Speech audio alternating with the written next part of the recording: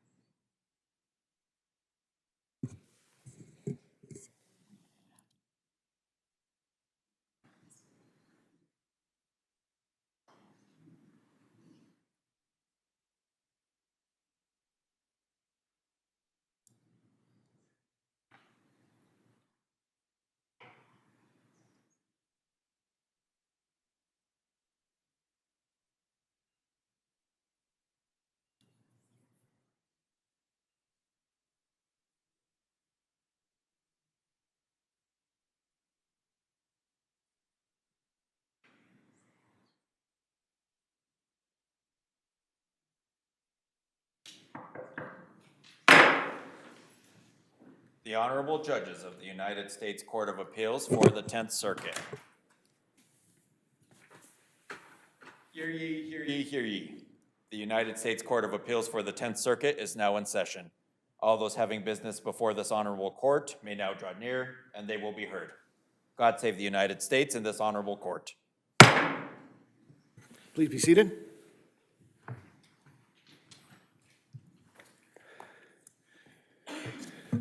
Good morning.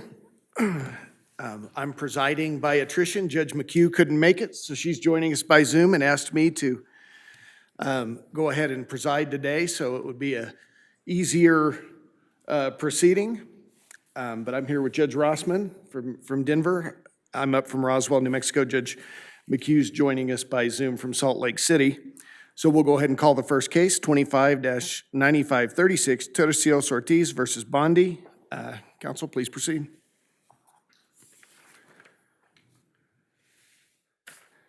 May it please the court. Your Honor, there's three strong reasons for remanding this case. The first one comes from a close reading of 8 U.S.C. 1252 B4A. That statute requires that the removal decision shall be based only on the administrative record. Here, the removal order was based on an administrative record that was missing the key exhibit. The removal order was based on the fact that Ms. Turcios-Ortiz could relocate safely in Honduras.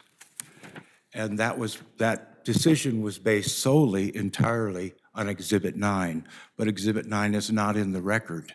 Well, it seems that Exhibit 9 is not in the record. You're right about that. But aren't we looking at the basis for the IJ's ruling here as to cat protection Yes, Your Honor. holistically, right? Yes, Your Honor. Holistically, we are. And the basis for the IJ's ruling was that there would be possible safe relocation.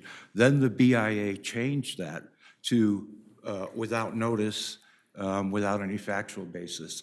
The BIA changed that to reasonable safe relocation. What the actual facts are is that there is no possible safe relocation, and there is no reasonable safe relocation if the court looks at what the immigration judge and the BIA were purportedly relying on, which is Exhibit 9, which is the... Yes, Your Didn't Honor. they also rely on the testimony of Ms. Turcios-Ortiz when she testified that there were areas where the gang could not go? Yes, Your Honor. There's areas where the gang could not go, but those areas don't indicate that she would be safe there. There was never a finding that she would be, that she could go there and be reasonably safe.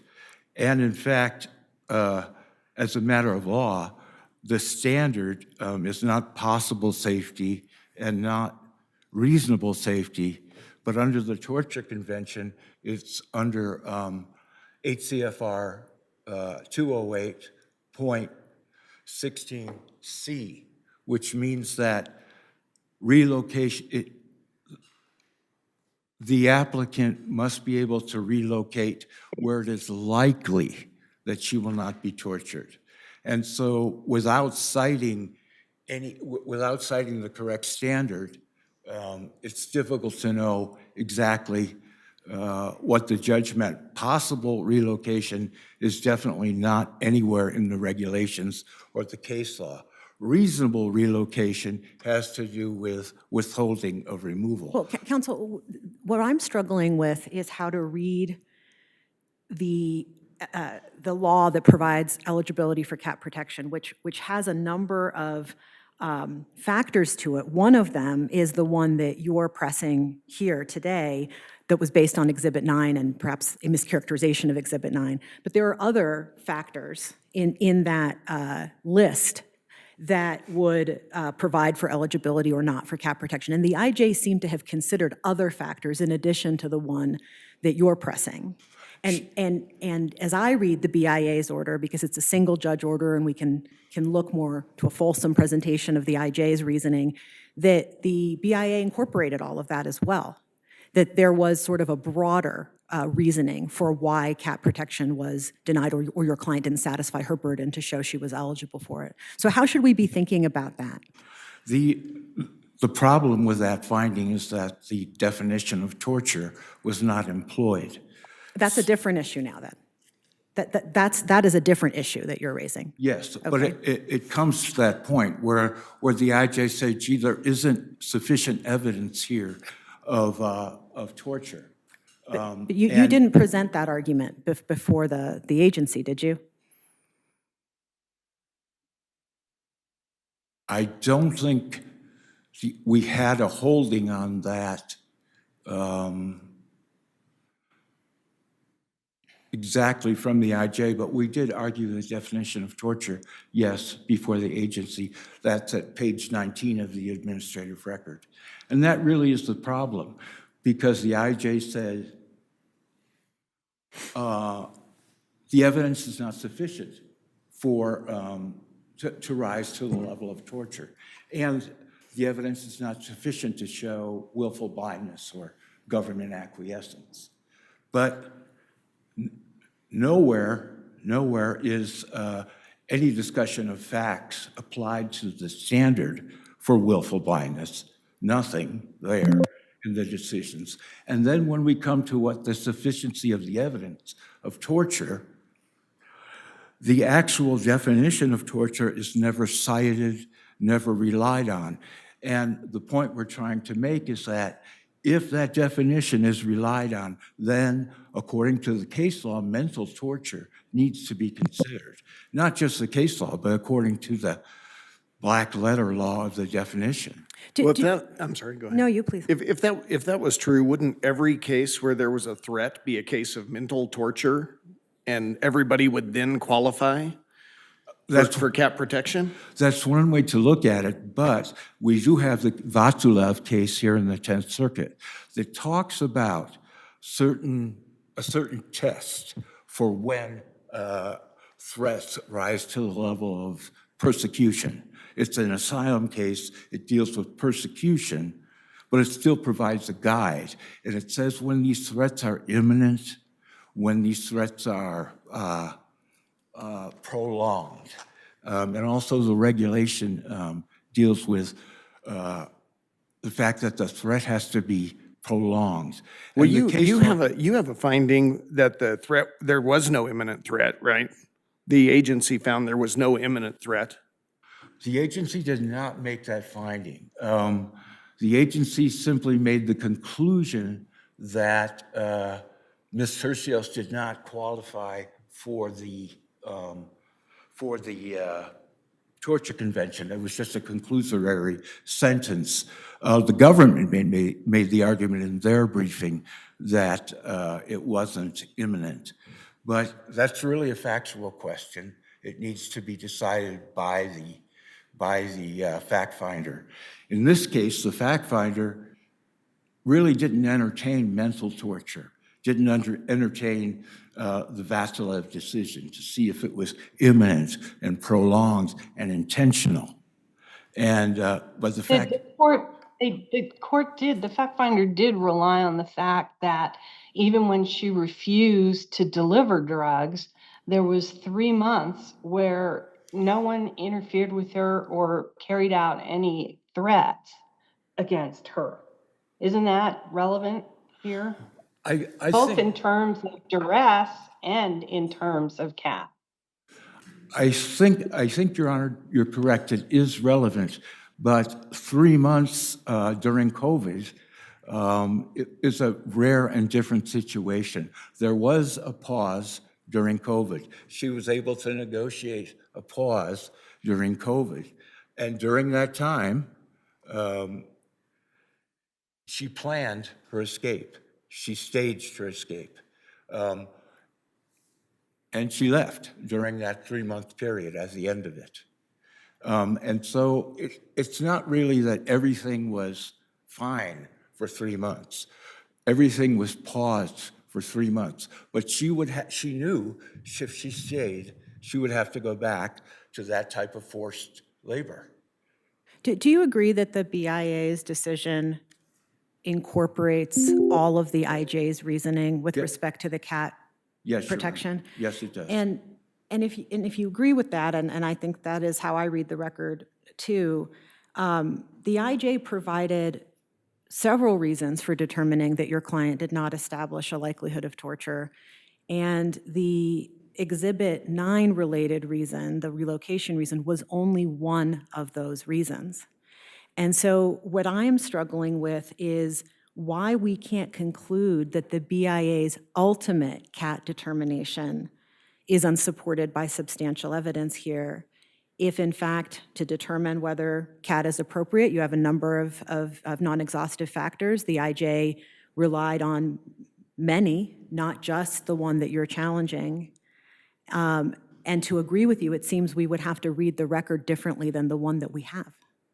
Your Honor, I think the IJ had 3 reasons. One is that the facts did not rise to the level of torture. 2 is that there was not proof that the government was willfully blind. 3, and this was really her main reason. 3 was that it was easy to relocate. It was possible to relocate. Those were the 3 reasons the IJ gave. So let's talk about that. If the first 2 are true, why does the third matter? If there was no torture or imminent threat of torture, we don't have to worry about relocating, do we?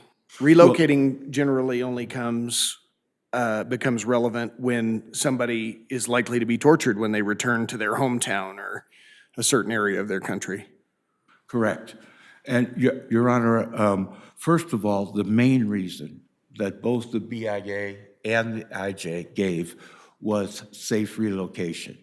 But they also... Well, that might have been their first reason, or there's something they focused on the most, but it doesn't obviate the other two reasons. No, it doesn't. And that's where I'm bringing up the definition of torture, because the other two reasons, insufficient evidence, acquiescence, were based on a recitation of facts and a conclusion without any analysis of what torture is under the regulation. Torture under the regulation is a mental torture, prolonged, with an imminent threat. And it Contends that that argument is unexhausted, and the argument that the incorrect definition or a definition, a legal definition of torture was not applied.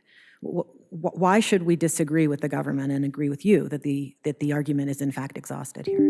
the government is simply wrong. It's on the administrative record in the BIA appeal brief at page 19 and 20, administrative record 19 and 20.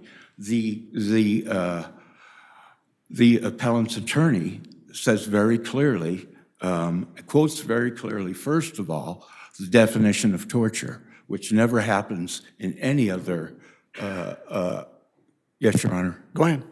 Yeah, the appellant's attorney quotes the definition of torture, and I'm sorry, I'll reserve the rest of my time, but yeah, quotes the definition of torture. Before you sit down, Yes. I actually have an argument on duress. Yes, Your Honor. And first of all, the burden is on your client to prove the elements of duress, even if we recognized duress defense to the persecutor bar. Would you agree with that?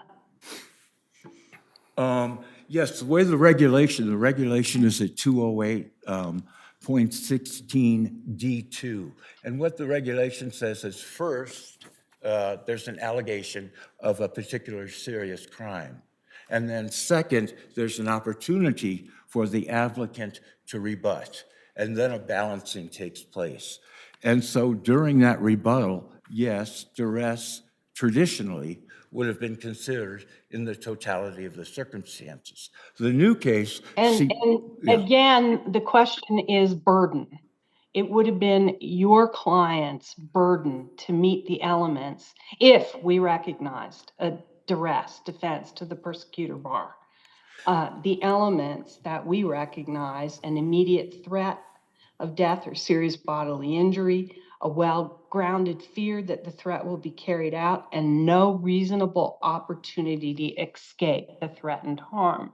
Now, our case law is pretty strict on meeting those elements. Would you agree with that? Yes, Your Honor, and I do think the facts support that. I do think it's arguable, and if we had if we were working with an honest definition of torture, that we could rebut the allegation of serious reasons to believe. Well, she escaped, though. I mean, for 3 months, she told him she didn't want to do it anymore. She effectively escaped. She did. She got away. She paused for 3 months, and then she escaped in the early morning. Right, and I want to be clear, I don't think by escape, we mean that you were able to escape and come to another country. Maybe we do, I don't know, but I think she was somehow away. I mean, you call it a pause, whatever. She was able to get away from the people for a period of at least 3 months before she came to the United States. Yes, Your Honor. Based on her testimony, which was deemed credible, she said she negotiated a pause. Okay. Because of COVID. Fair enough. I know you want some rebuttal. Let's see if Judge Rossman has anything else. Judge McHugh? Okay. Thank you, Your Honor. We're going to give you a little bit of a rebuttal when you come back. Thank you, Your Honor. Okay. Thank you. Judge McHugh turned over the timer to me. She might not give you that. Or she might. Well, then he's lucky. He's lucky I'm sick.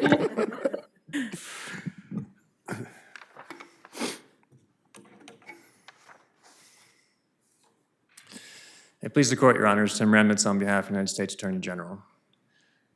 I plan to argue the duress argument first.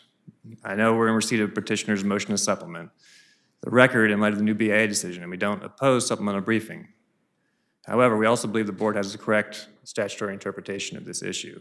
The petitioner, meanwhile, has provided no good reason for why there should be a duress exception written into the statute. What is the precedential import of the BIA decision on us?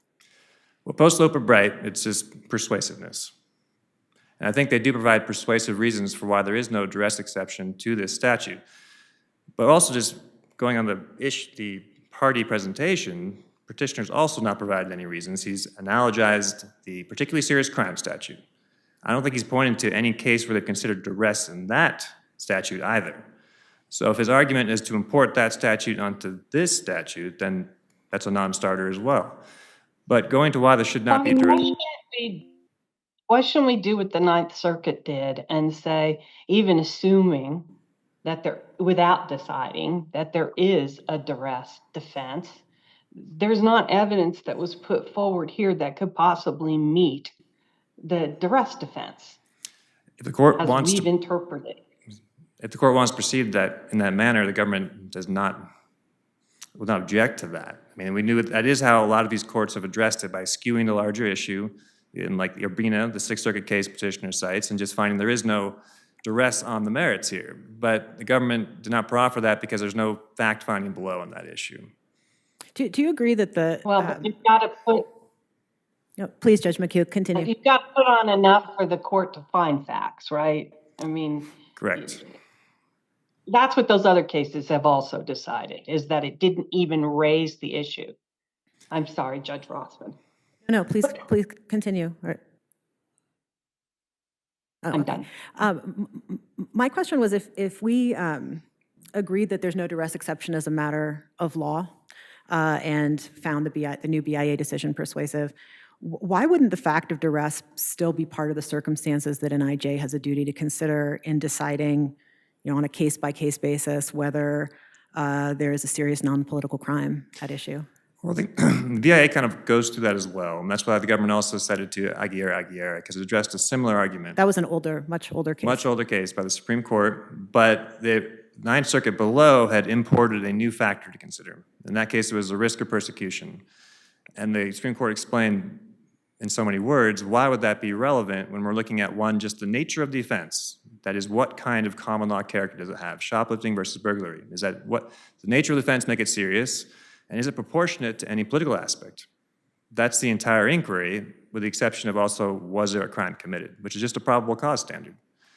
So when you have the Supreme Court saying, why would anything else be relevant there, risk of persecution, the board's also saying the same thing.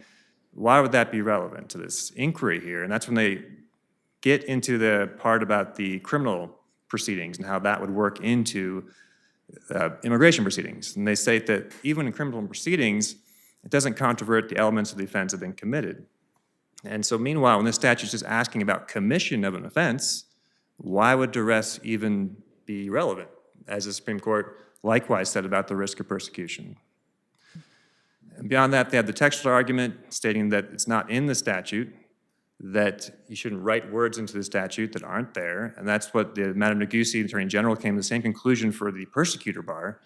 When it looked at this history of immigration statutes, particularly DPA, the Displaced Persons Act after World War II, and the Congress clearly knew how to write a voluntariness exception into the text if it wanted that, because it did so under the DPA.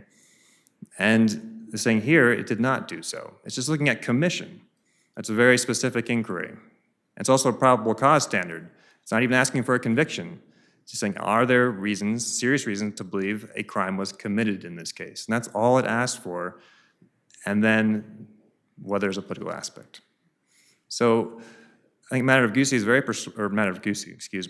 this new BIA decision is very persuasive as to why there is no duress exception to the statute. Petitioners, meanwhile, presented no reason why there would be. And so I believe there is no duress exception the court should recognize in this case. Okay, let's talk about the cat issue. So generally, when there's an admission by, you seem to admit in your brief that the, at least some of the information relied on by the IJ was not in the record, and that they mischaracterized it anyway. Generally, when that happens, wouldn't we remand it back for reconsideration? I think what the panel seized upon earlier or was discussing with opposing counsel was that it's a totality of circumstances inquiry. The immigration judge provided two other reasons for why there was no cat protection available in this case. And I would also, my last point about duress is that it does not leave someone without a remedy. They have cat deferral, which is what petitioner went for in this case. So even the absence of a duress exception is... Well, I'm not sure it leaves her without a remedy. She has a right, but she has no remedy in this case. Exactly. That's She's correct. not yet. So someone's still eligible to seek a remedy of protection. In this case, there's substantial evidence where the remedy does not apply for her. But it's a totality inquiry. And as the immigration judge said, well, first, looking at the threats that happened in this case, they undermine a clear probability of torture because they didn't act upon them in the 3 months that you were still in Honduras. And you see the concluding paragraph in the immigration judge's decision as well. It says, even assuming a risk of torture in your old neighborhood, that's insufficient to show you couldn't relocate in the entire nation of Honduras. So I think between those two, you have sufficient substantial evidence to affirm the cat finding in this case. Is it your position that if you can make a showing on appeal that the applicant for cat protection did not prove that she couldn't safely relocate, that she loses? Does that make sense? Burden is about burden. Failed her burden, yes. It does make sense, and no, that's not the government's position. Okay. It's not her burden. But what the government's saying here is that even if you remanded this, Whose burden is it to show that she can't relocate? well, I think it's totality. So you're just looking at record evidence. No, I of the cat. understand that, but somebody has to make the showing. I mean, you're not out trying to show that she can safely relocate, are you? Well, we're looking at the record evidence, and so the government and petitioner will submit their record evidence, and then the government immigration judge makes a determination based on totality. But it's her burden by preponderance, isn't it? Her burden to show eligibility, yes. Yeah. So there's no burden shifting regime for relocation.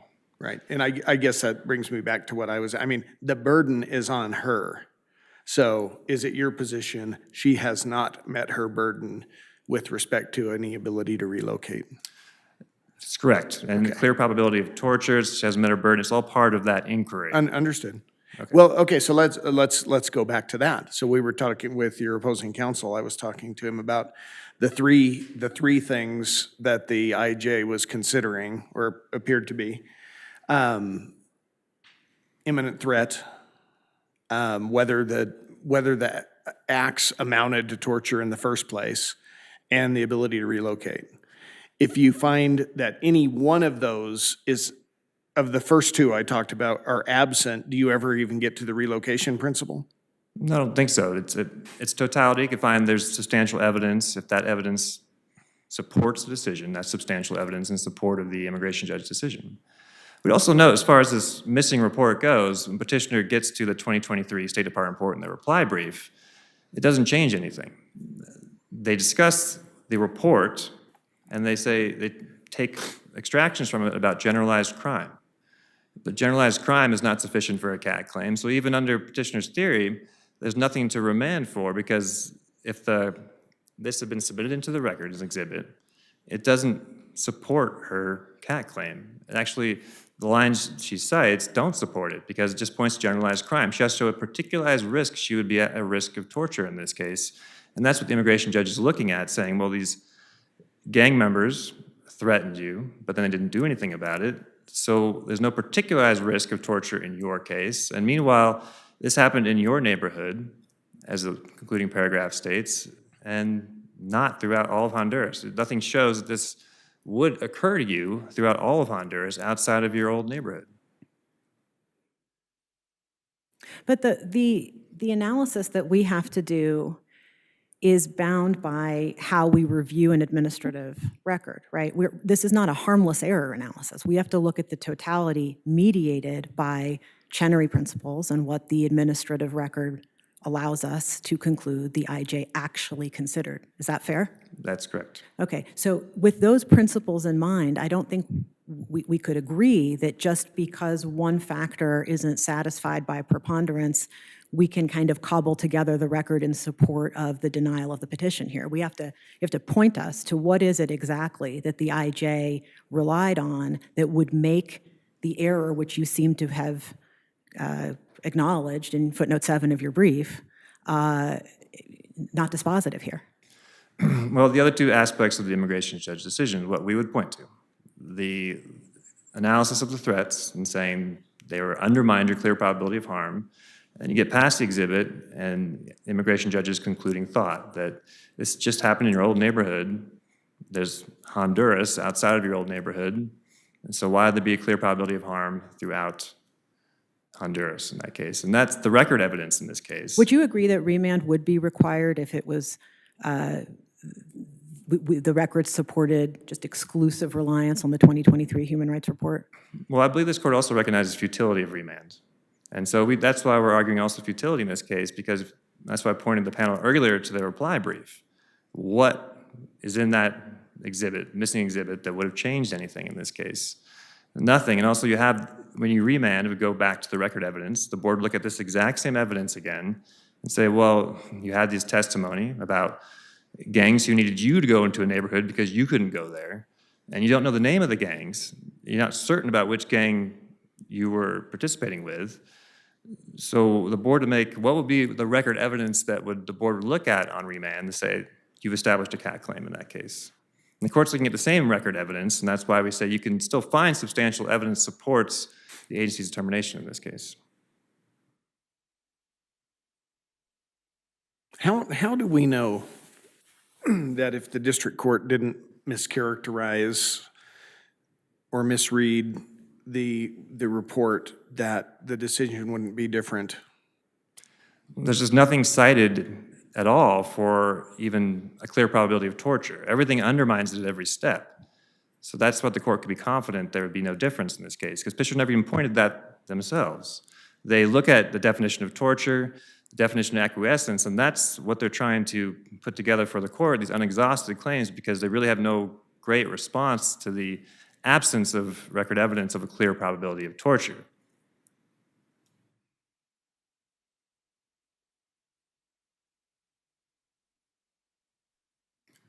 Judge McHugh?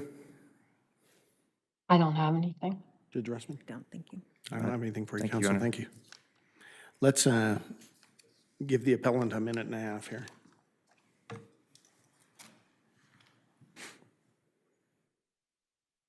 Thank you, Your Honor. Thank you, Your Honor. I do think it's very important that we brief the new case, DGBL. But even as it stands, taking duress out of the equation doesn't take out all the other facts and circumstances, which really need to be explored. The way the regulation, what the regulation requires is first an allegation of serious reasons to believe, then an opportunity for rebuttal. Here, the allegation never took place until the final decision. There was never any opportunity for rebuttal. It's the same with... Are you talking about the persecutor bar right now, or CAT? I'm talking about it's not a persecutor bar. It's a serious reason to believe bar. And that's what I'm talking about. In other words, the IJ made that conclusion in her final decision. The applicant, Ms. Turcios, never had an opportunity to respond. We had According to the opportunity to appeal regulation- to the BIA. You got to appeal it to the BIA. Yes, correct, Your Honor. We appealed it to the BIA, but we couldn't respond factually. We couldn't get testimony from Ms. Turcios regarding the probability, her probability of being able to prove that there weren't serious reasons to believe she had committed a particular serious crime. That is what, if you look at Villalobos. Well, hold on. It seems to me that your argument throughout has been a legal one, that she established duress and that the IJ and the BIA had to consider duress, and that if they considered those, she won. Sounds like now we're making arguments about other things other than duress. Yes. That even if you don't get duress or you didn't prove duress, that there are other things that you never got to talk about. Our argument has always been that a duress exception is not needed. We never, the BIA. Her own testimony, her own testimony, she admits that she was involved in drug trafficking, right? She was forced. She was. Well, again, you're going back to duress. Well, So partially if you duress. separate those, Partially duress, Your Honor, but if we have a chance to brief it, I want to explain that forced labor comes under the Trafficking Victim Protection Act. It's a completely different regime. We never said there was an exception for duress. The BIA came up with that in its decision. We only argued to consider all the facts and circumstances. The BIA then hammered, you can't consider duress. There's no exception for duress. Okay. That isn't what we wanted. Thank you, counsel. You're out of time. Thank you, sir. I appreciate it. Thank you. All right, your case will be submitted and counsel are excused. We'll call the next case. 24-1431, Dekovic versus Rubio.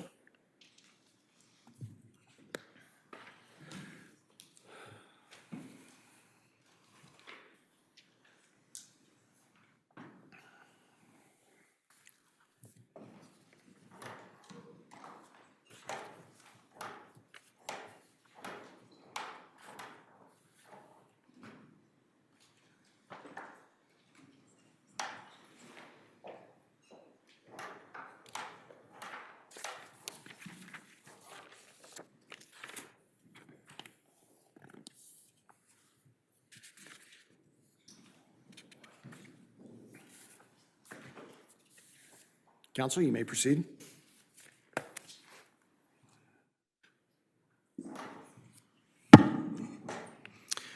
Mark Barr of Lichter Immigration for the appellants. If Ms. Dekovic had not become a U.S. citizen, her son, Alejandro, would have been able to immigrate to the United States as the minor son of an LPR. Even though he would have been well over the age of 21 at the time he became an LPR himself, his age was frozen in the F2A category by virtue of the age-out protections of the Child Status Protection Act, or CSPA. However, because Ms. Dekovic became a citizen before her son's visa interview, the government contends that those age-out protections were stripped from Alejandro, and he now must wait many more years until he can join the rest of his family in the United States. Such an interpretation violates the text, structure, and purpose of the CSPA and should not be upheld. Where did the delay, which delay is the statute trying to get at? The processing time for USCIS to adjudicate a family petition to prove the existence of that family relationship. Okay, what if, there could be harsh results for someone who's a U.S. citizen if they became naturalized when their child was close to age 21 and there was a delay.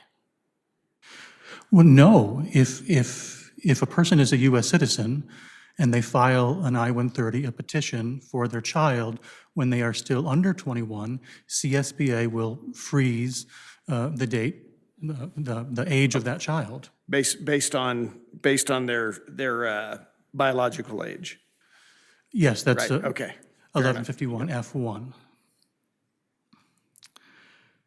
Using the traditional tools of statutory construction, it is clear that Congress did not intend to penalize this unique subset of F2A children. Can you discuss why we shouldn't be persuaded by sort of the way that the district court reasoned through the textual argument here, that there isn't a cross-reference and immigration law, immigration statutes are complex and have many invocations of what a child is, and so we really do rely on sort of an integrative statutory presentation in the text, and here we don't have that. Absolutely, it is notoriously complex, and I also wish Congress could have been a little more clear, but I think they were clear enough. The district court judge relied on the plain text of 1151 F2. As 3 other circuits have cautioned, however, analyzing the use of the word age in that subsection must be done in connection with the entire statute to see how the different provisions interact with each other. I agree that if we only look in isolation at F2, it just says age. Congress doesn't explicitly say there should be a different method here. But when we do that deeper dive and look into 3 other sections, I'm referring to 1101B1, which is the default definition of child, which is biological in general. When the CSBA refers to child, they mean 21. However, 1153H1 then provides a carve-out, and it's this particular class of people that we're talking about, people whose parents were green card holders, and the beneficiaries, the children, were under 21 at the times their petitions were filed. For this discrete class of individuals, there's a different method. That method basically doesn't penalize these individuals for the amount of time it took USCIS to adjudicate their petitions. But that method's not textual. That method is built on case law, legislative history. I would respectfully disagree. I'm looking at other texts that talk about how to define this class. If I'm looking at F2, what's notable about that section is it only applies to F2A beneficiaries, people who started the process in the F2A category. And another Which is a lawful permanent resident, right? These would be the minor children, minor unmarried children of a lawful permanent resident. That's right, Your Honor. And that's what we have here, right? That is absolutely correct. We have a lawful permanent resident, so this would have applied. And so the question becomes, what is the effect of it once there's a conversion to they become a naturalized citizen? Right. Should the beneficiary be penalized for the fact that their parent became a citizen, or should they continue to have the same age-out protections that they previously demonstrated by showing that when you subtracted the amount of time that was spent on the I-130 processing from their biological age at the time a visa first became available, they were under 21. So this particular person, Alejandro, had already obtained that benefit. He met the requirements. And so then to lose that simply because his parent went into what is generally supposed to be a more favorable position. The CSBA gives lots of preferences to family members of citizens. They're in a more But now you're talking about the purpose of the act and legislative history. We first have to determine that the use of the word age in the statute is ambiguous before we can go there, don't we? Again, I would argue that it's unambiguous. Again, I think it's clear. I wish it were clearer. But when I look at those other 3 statutes, 1101B1, 1153 H1, and 1151F1, and I read them in concert, they all inform how I decipher the use of the word age in F2. F2 can only apply to F2A beneficiaries, and the other section of the statute says this is the special rule. This is the carve-out that we have for F2A beneficiaries. And so it's incorporated into that meaning of the word age. This is different than an F1. F1, similarly, can only apply to a discrete group of people. These are individuals who were under 21 when their citizen parent filed for them. In other words, they were immediate relatives from the get-go. So in that sense, age clearly So- means biological. Succinctly, would it be fair to say that your argument is that if you read the statute in context, that the age rule is based on what category the parent was in at the time they filed, and it doesn't change?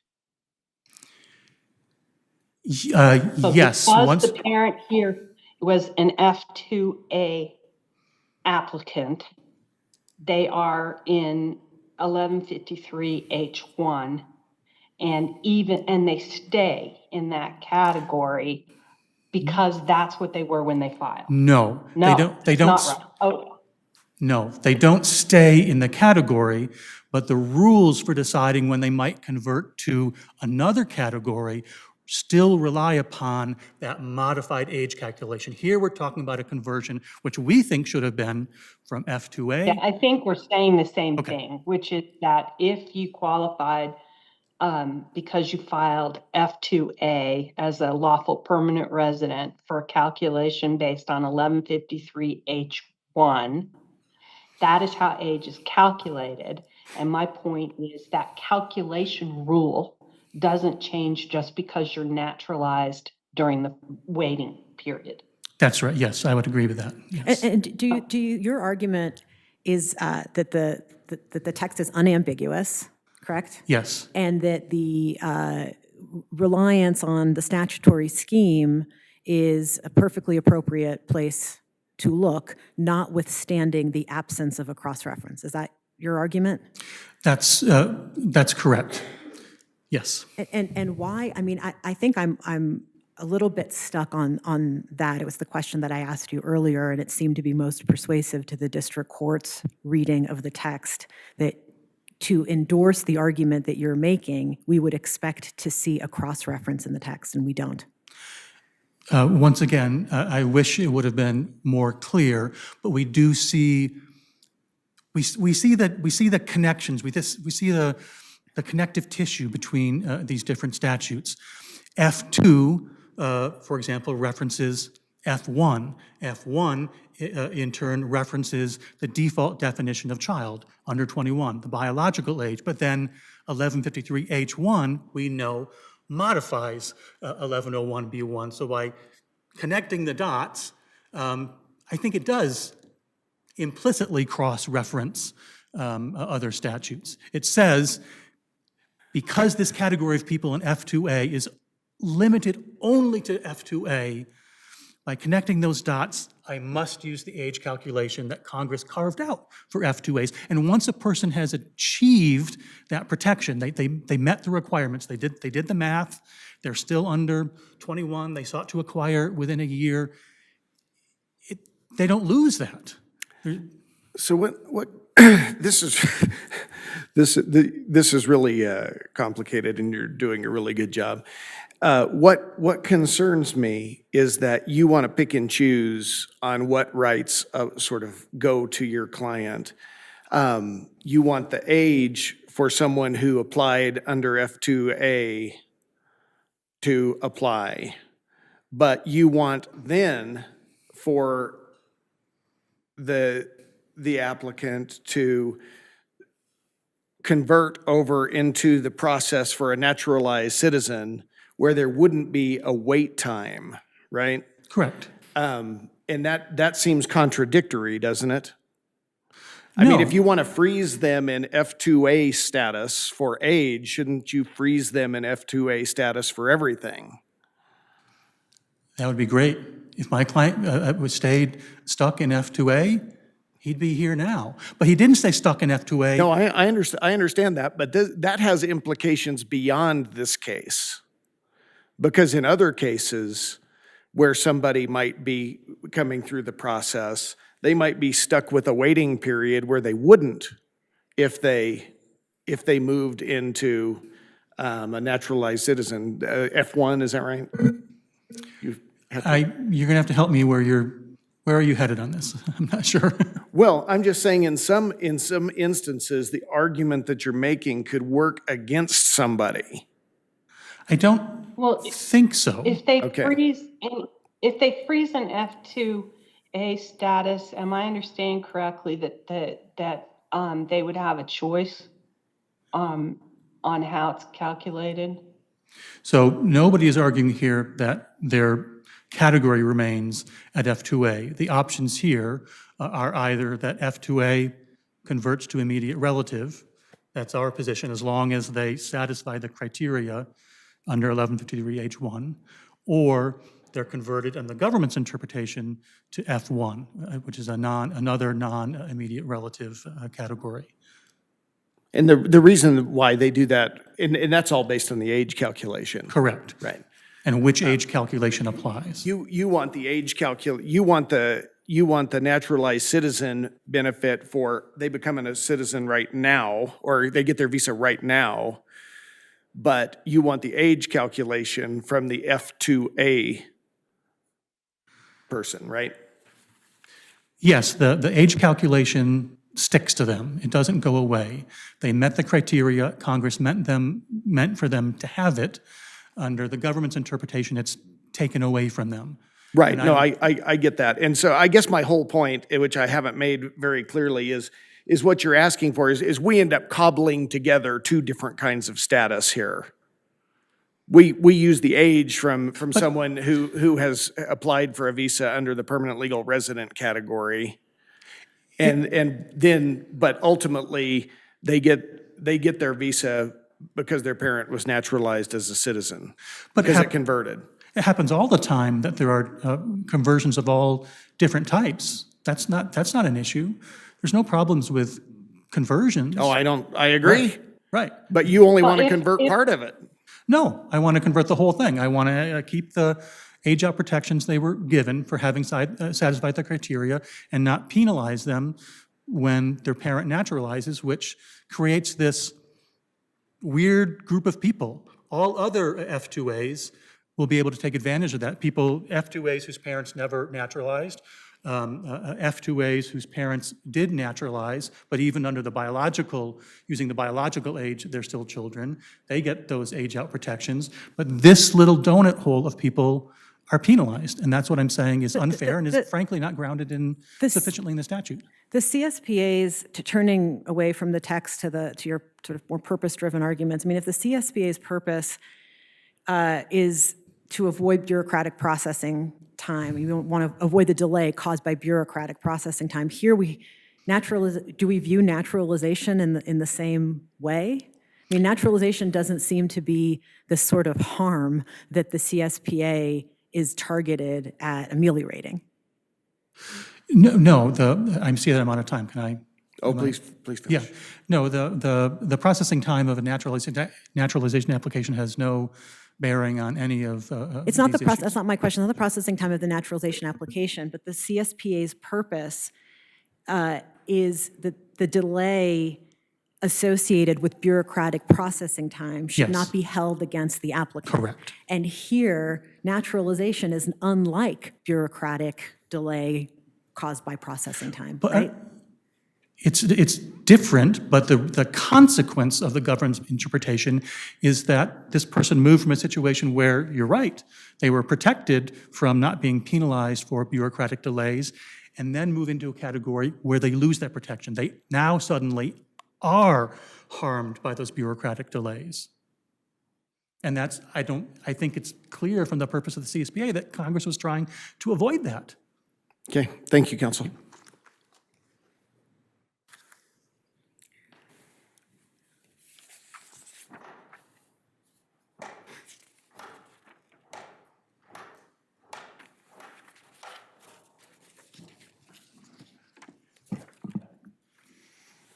Please proceed.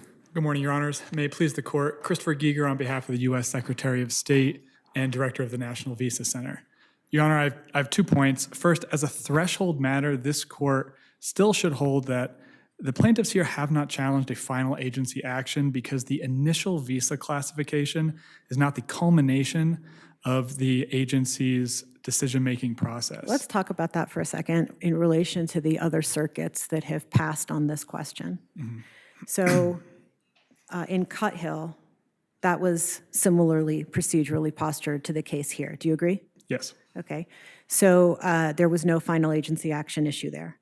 In Tellus, it seems to me that the government's argument in support of non-reviewability assumed that should the case be postured like it is here, where the reclassification decision was made by the National Visa Center, you would have a final agency action. Do you disagree with that? I think there was an assumption in that case that it was final agency action, but it wasn't litigated in that case. Well, it's not so much, what interests me and that I'd like to get your response to, I'm not talking about some sort of litigation estoppel for the government or anything like that, but the way in which your final agency argument proceeded in Tellus assumed that the reason you were arguing consular non-reviewability was because if it was the reclassification decision that we have here, there's no question it would just be final. There was nothing to litigate. It was just the antecedent sort of premise of your argument there. Yeah, in that case, Your Honor, I think that because the government took the position that there was that consular non-reviewability prevented litigation, or prevented review, excuse me, it's still, that position doesn't necessarily, I think, preclude the fact that there could still not be final agency action. I do recognize the point, but I think because that wasn't actually litigated, and because that point wasn't raised, it doesn't preclude this court from, it doesn't preclude us from, the government from deciding later or arguing later that this is not a final agency action. Right, and again, I'm not at all suggesting that you're precluded in some way from making this argument. It just seems strange to me that the government's argument in Tellus really attempted to advocate that the appropriate procedural posture for seeking review is precisely the one that we have here. I certainly take that point, Your Honor. However, I do think that, I mean, Tellus also explained that that was not, I think it ultimately supports that it wasn't a final agency action because the court determined that there wasn't a consular officer that made a final decision, that made a decision that would then prevent review. And I think part of that, so to kind of segue into the point here that this is not the culmination of the agency's decision-making process, this is ultimately only an initial classification that is still subject to change. And what is the recourse if we agree with you that there's nothing final here? then the court should not address the statutory interpretation, and the court would send it. The court would reverse the district court's holding. Right. I'm to be more clear, not what our mandate is. What is the recourse for the petitioner? He would not be able to bring suit until a consular officer, until his visa application is ruled on. That is our position. That is the culmination of the agency's decision. That would be 20 years. Could be as much as 20 years here. It would depend on if he remains in F1. His country of origin but I mean, we're talking decades.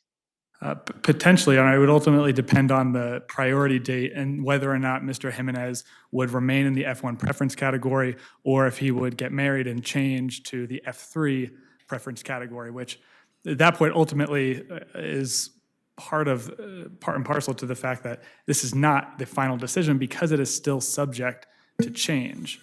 And even on the second prong of final agency action, Your Honor, the rights and obligations that flow from the preference category, or excuse me, these are not rights and obligations that flow. Rather, as the Supreme Court has described, this is merely marking Mr. Jimenez's place in line. And his rights to a visa and to apply for a visa are no different now than they would be years from now when a visa becomes available. Rather, the preference category only represents how many visas are available in a given year in that category. But it doesn't change his eligibility or the fact that he can still apply for one. But even if this is final agency action, Your Honor, here, the age reduction formula in 1153 H1 is expressly limited to the age determination for sons and daughters of lawful permanent residents and is not imparted into the calculations for sons and daughters of U.S. citizens or naturalized U.S. citizens in 1151 F2. I'm going to When pose we a look question at- to you that's the same as, I'm sorry, Judge McHugh, please. No, go ahead. I was going to pose a question to you that's similar to one that the government got from the bench in the Second Circuit, which is, can you name a single provision where Congress intended that the act of naturalization downgrades the visa status of a newly naturalized citizen's family? Well, Your Honor, I can't name a specific provision that does that. However, here, this case is ultimately about congressional choices and the plain language that Congress chose to invoke when enacting the CSPA.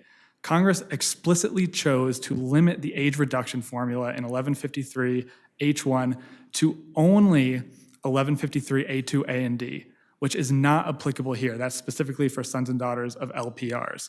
Moreover, if this court were to accept the plaintiff's argument, the court would have to rewrite the age reduction in 1153 H2 in order to, or excuse me, in H1, in order to graft it into the calculation that the parties agree is controlling here. That's 1151. Let me ask you this. We have every circuit that has looked at this so far has ruled against you on this issue. And we have a very thoughtful decision from the district court here that rules in favor of you. And when you parse out the analysis from all of those decisions, I think you can make a pretty good argument that the use of the word age in 1151 F2 is ambiguous. And once it's ambiguous, don't we look at the things that Judge Rossman was just referring to, which is congressional intent and policy and an overarching intent in these statutes not to penalize people when they become citizens. If the language is ambiguous here, but Your Honor, the court should be hard-pressed to hold that the plain language of the statutory provisions here is contrary to congressional intent. There are, and as I was saying, that this court... What is one thing that would counsel in favor of the idea that Congress wanted this result or intended this result? Well, Judge Carson, you actually suggested, you said that could petitioner's argument be could work against somebody. In that case, it would work against individuals. Let me rephrase. The plaintiff's argument would work against beneficiaries who are seeking to bring derivative beneficiaries. Because under the immediate relative preference category, derivative beneficiaries cannot be included. But under the F1 preference category, they can. And so when looking at the text of this, and the language of these statutory provisions, even though I certainly take the point that Mr. Jimenez will have to wait longer, but Congress could have seen that this would be, not allowing derivative beneficiaries would be a negative and harm certain beneficiaries of naturalized U.S. citizens. And on top of that, I think Congress understood that they understood the significant benefit that is provided to being a U.S. citizen or being the son or daughter of a U.S. citizen and wanted to ensure that those benefits flow to children of U.S. citizens. And take Mr. Jimenez's case as an example. When his mother naturalized and became a U.S. citizen, he was 24 years old. He was never a child under the INA of a U.S. citizen. I think Congress also understood that. And on top of that, Judge Rossman, you mentioned that, as the district court also mentioned, that there is no cross-references. And I think it's safe to say, reading the CSPA, Congress was well aware that it knew how to cross-reference. But we also know how to read statutes without a cross-reference. I mean, the point is not necessarily that that we need a cross-reference to know that we look at statutory text and related provisions holistically. Isn't that fair? That is fair, Your Honor, but I think the lack of a cross-reference, the fact that 1153 H1 limits itself to 1153 A2 A and D, and that even as the Second Circuit noted, this court would have to rewrite the triggering age-preserving date in 1153 H1 in order to graft it into 1151 F2. That specifically being that in 1153H1, it is the date a visa becomes available. Whereas if this court were to require that language into 1151F2, it would essentially have to rewrite the reduction to say that it's the age on the date of naturalization reduced by the number of days the petition was pending, and it would have to remove the language that requires the alien to apply for lawful permanent residency within 1 year. So the court would have to change this this statutory language. And I'll also note in terms of structure, Congress chose two distinct structures for determining age, one for sons and daughters of U.S. citizens in 1151F, and another for sons and daughters of lawful permanent residents in 1153H.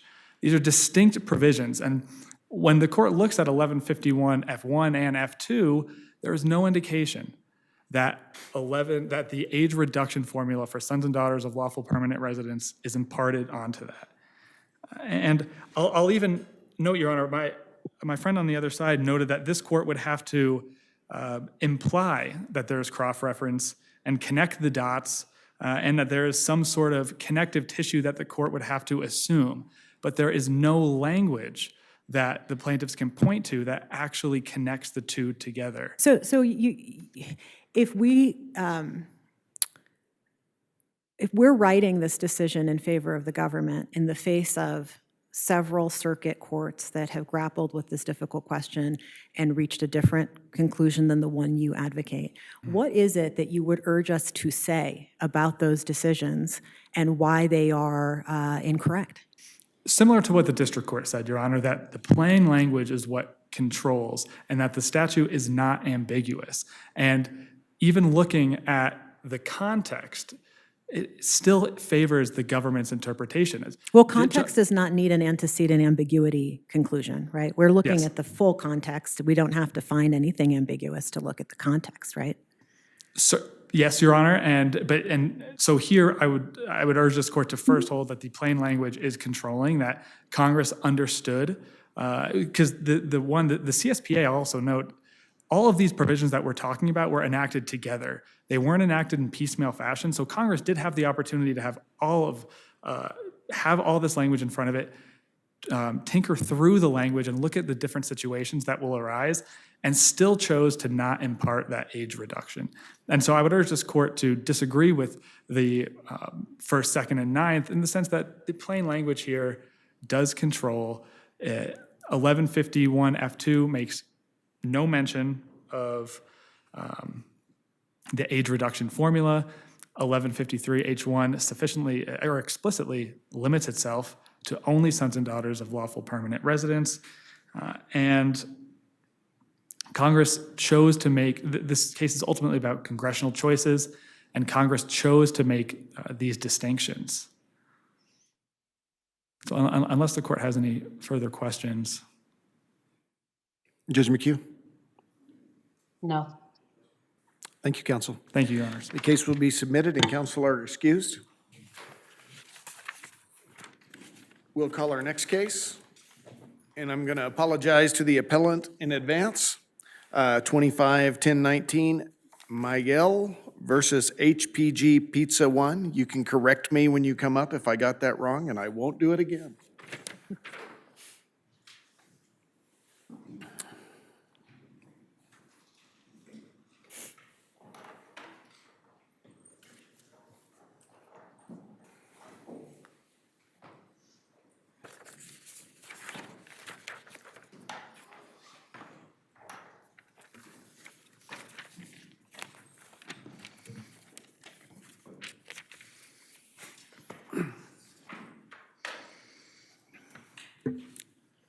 Please proceed.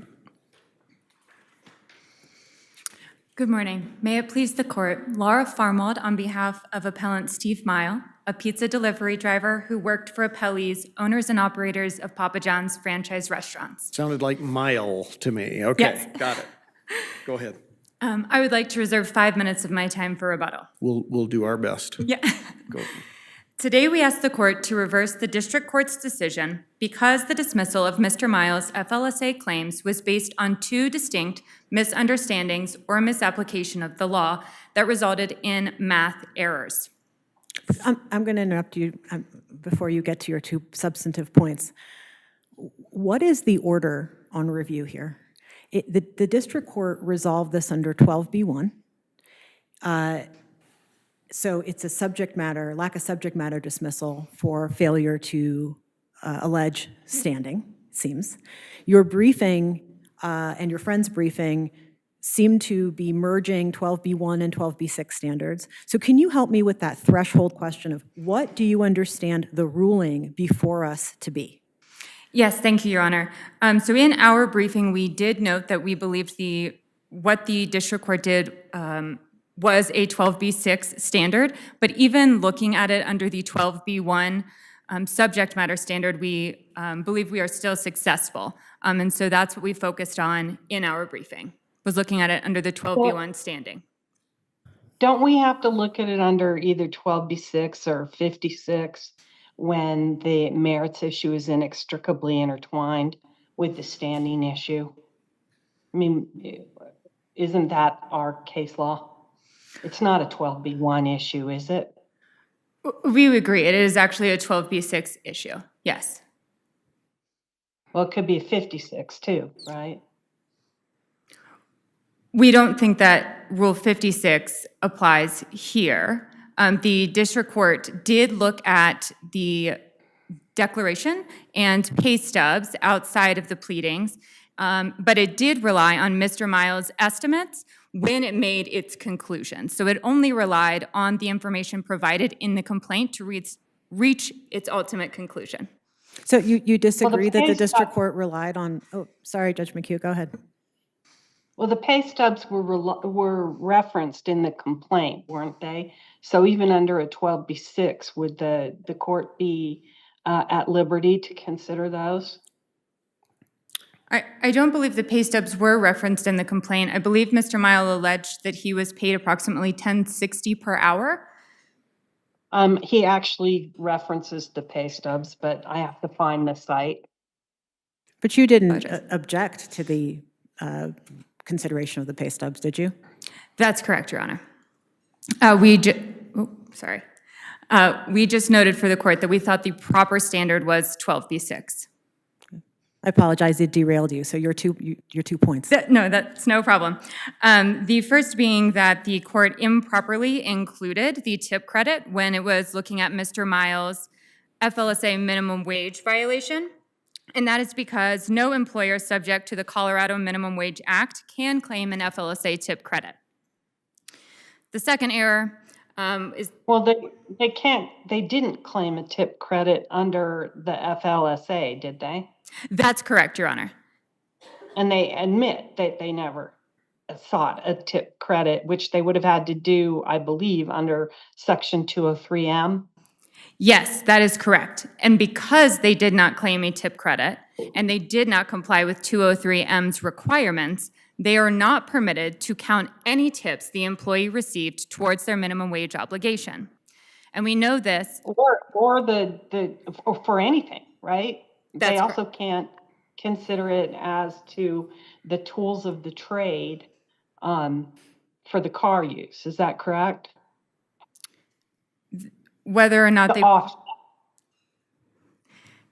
whether they can't use if they didn't comply with 203M notice, is it your position that they can't use the tip credit for anything?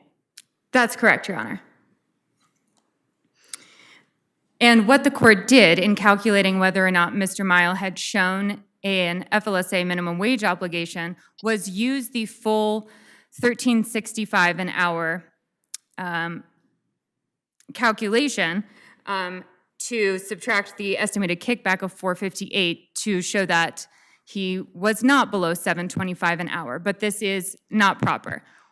The way that should have been calculated based on Mr. Mighell's estimates was reducing the $4.58 per hour kickback from that $10.63 per hour wage that he was actually paid. Well, the district court also ruled that he couldn't rely on his kickback figure because it was unsubstantiated and based on speculation. How do you respond to that? Yes, thank you, Your Honor. We do find that that statement was a bit confusing because the court did use that Mr. Miles' estimate in its ultimate decision-making. It used his estimates to create those calculations on which it based its decision. And because we are at the pleading stage in particular, the case law is clear that employees can use estimates in the pleading stage to talk about their vehicle expenses as well as their miles driven, hours worked, and wages paid. And that is...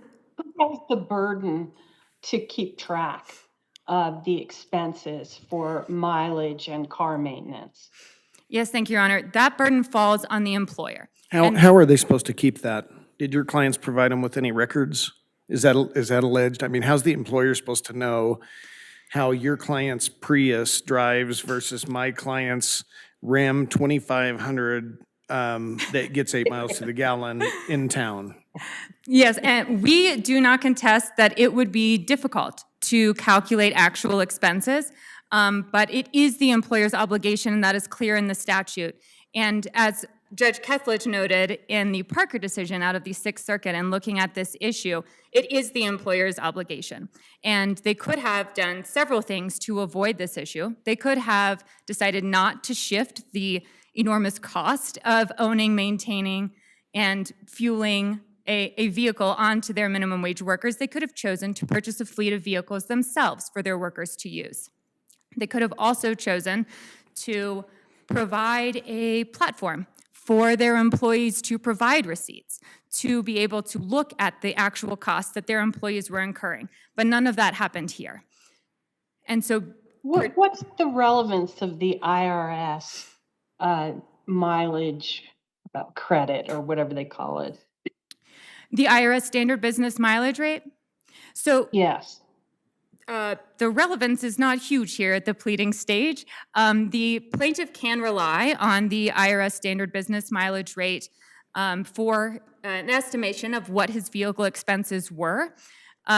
Whether or not that is ultimately what is used in the case is not before the court and would come much later. Mr. Mighell has not alleged that the employer was required to reimburse at the IRS rate. Instead, what he has done is estimate that his vehicle expenses were approximately at the IRS rate. And that is because, based on his estimations of what he recalls from his work experience. But we don't know what his estimations were. There's nothing in the complaint about what he thinks it cost him to operate the vehicle, is there?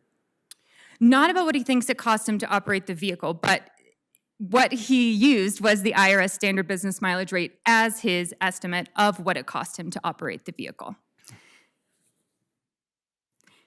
And it is our position that that meets the plausibility standard at this stage of the case. Turning quickly to the second math error and the overtime calculation provision.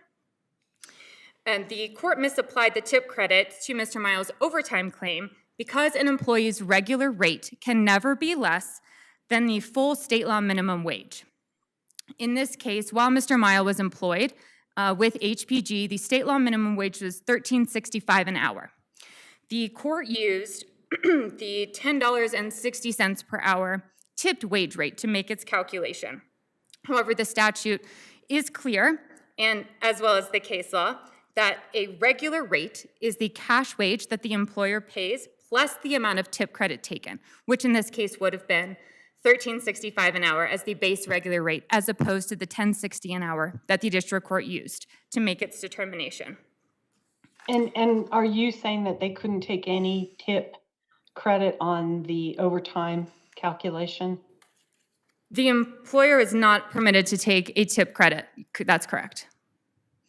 So it would have to be the higher Colorado minimum wage plus half of that, plus 50%. Yes, that's correct, Your Honor. And that was discussed in the Perrin case and is also explicitly provided in two separate regulations, 778.5 and 531.60.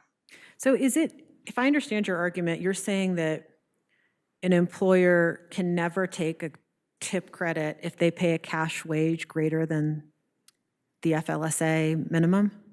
The employer can never take an FLSA tip credit if they pay a wage rate that's higher than that $7.25 an hour. Yes, that's correct. Is there there's no allegation in the complaint whether there was a Colorado tip credit. Is that relevant here? Is there such a thing? So it may become relevant later on in the case, and I do not have that statutory language ready to present to you today because we are just here on the dismissal of the FLSA claims. But yes, sorry, I don't have the information, but we could brief that for you and send it in to you if that would be helpful. What did you argue before the district court about the tip credit? We argued that the tip credit, that the HPG did not claim a tip credit, and therefore the minimum wage violation calculation should be based on the wage rate he was actually paid, that $10.60 an hour. And was your position on that based on the Romero case, or was it statutory based? It was statutory. Okay. You're not relying on the Romero case? Oh, I am relying on the Romero case, but that is additional support for the plain statutory language in 203M. And if you have no other questions, I would like to reserve my remaining time for rebuttal. Okay, thank you, counsel. Thank you.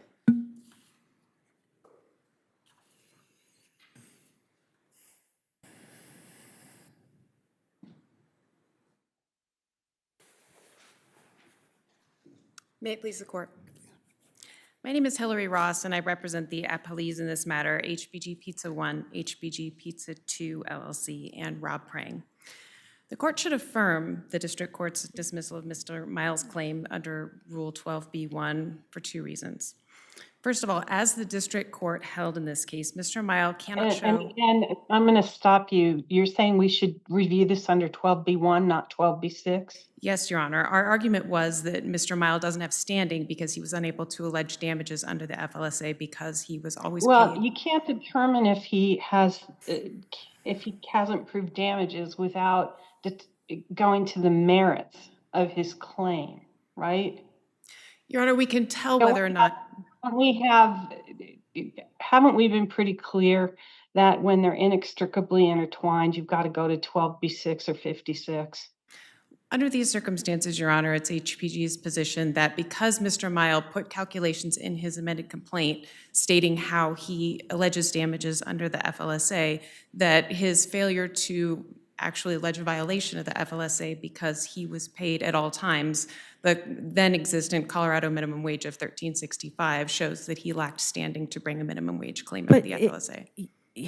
I'm struggling with how to receive your argument even on its own terms. I mean, we have the plenary authority to convert 12b1 to a 12b6, as Judge McHugh was alluding to, if the issue is inextricably intertwined, as it seems to be here. But even assuming that what we have before us is just a 12b1, you raised both a facial and a factual attack in the district court, and the factual attack relied on documents that you submitted and asked the court to consider, right? Yes, Your Honor. And then the other side did not oppose that, and so those were in fact before the court, and the court in fact looked at them. Yes, Your Honor. And now, in a footnote in your briefing to us, you disclaim reliance on a factual approach. Your Honor, we do intend to rely on both a facial and a factual approach because that is what the district court relied on. But you disclaimed it in your opening brief, so now you don't want us to. I guess I'm having trouble understanding if you put the evidence, the relevant subject matter jurisdiction, standing evidence before the district court, and you challenged standing on under a factual approach. Now you're disclaiming that. How are we supposed to be thinking about that? And your response is, we don't need to be thinking about that because notwithstanding that it's in your brief, you insist, you still maintain a factual approach, a factual challenge. Yes, HPG's position is that there is a factual challenge that was made. There was evidence that was submitted to the district court, and as the record reflects, that was evidence that was not objected to by Mr. Mighell. So if we were not to convert this, as you seem to suggest, it's just 12B1, then we would analyze whether the district court correctly concluded under the face of the complaint, but also with the documents that you provided. That's your position. Those documents are available to us on appeal, correct? Yes, Your Honor. As the district court held, Mr. Mighell cannot show that he has damages under the Fair Labor Standards Act because based upon his own allegations, at all times he was always paid at a minimum of $9.07 per hour. And secondly, even assuming...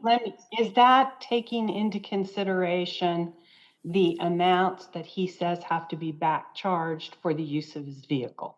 Yes, Your Honor, because at all times Mr. Mighell was required by Colorado law to be paid at the then in effect Colorado minimum wage, which was $13.65 per hour. So if you back out what Mr. Mighell is claiming as a kickback, the $4.58 per hour, I believe, math is not my strong point, but I believe that gets us to $9.07 per hour, which would have been the minimum wage that he was paid at any time, even assuming his allegations are correct.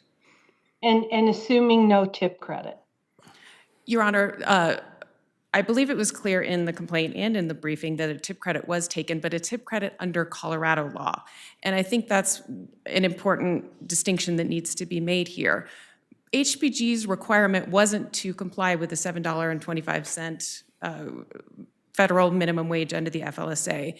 HPG was required to comply with Colorado law, which sets a far higher minimum wage at the time, $13.65. So the reason that HPG never took a tip credit under federal law is because it paid a much higher salary or much higher wage because it had to.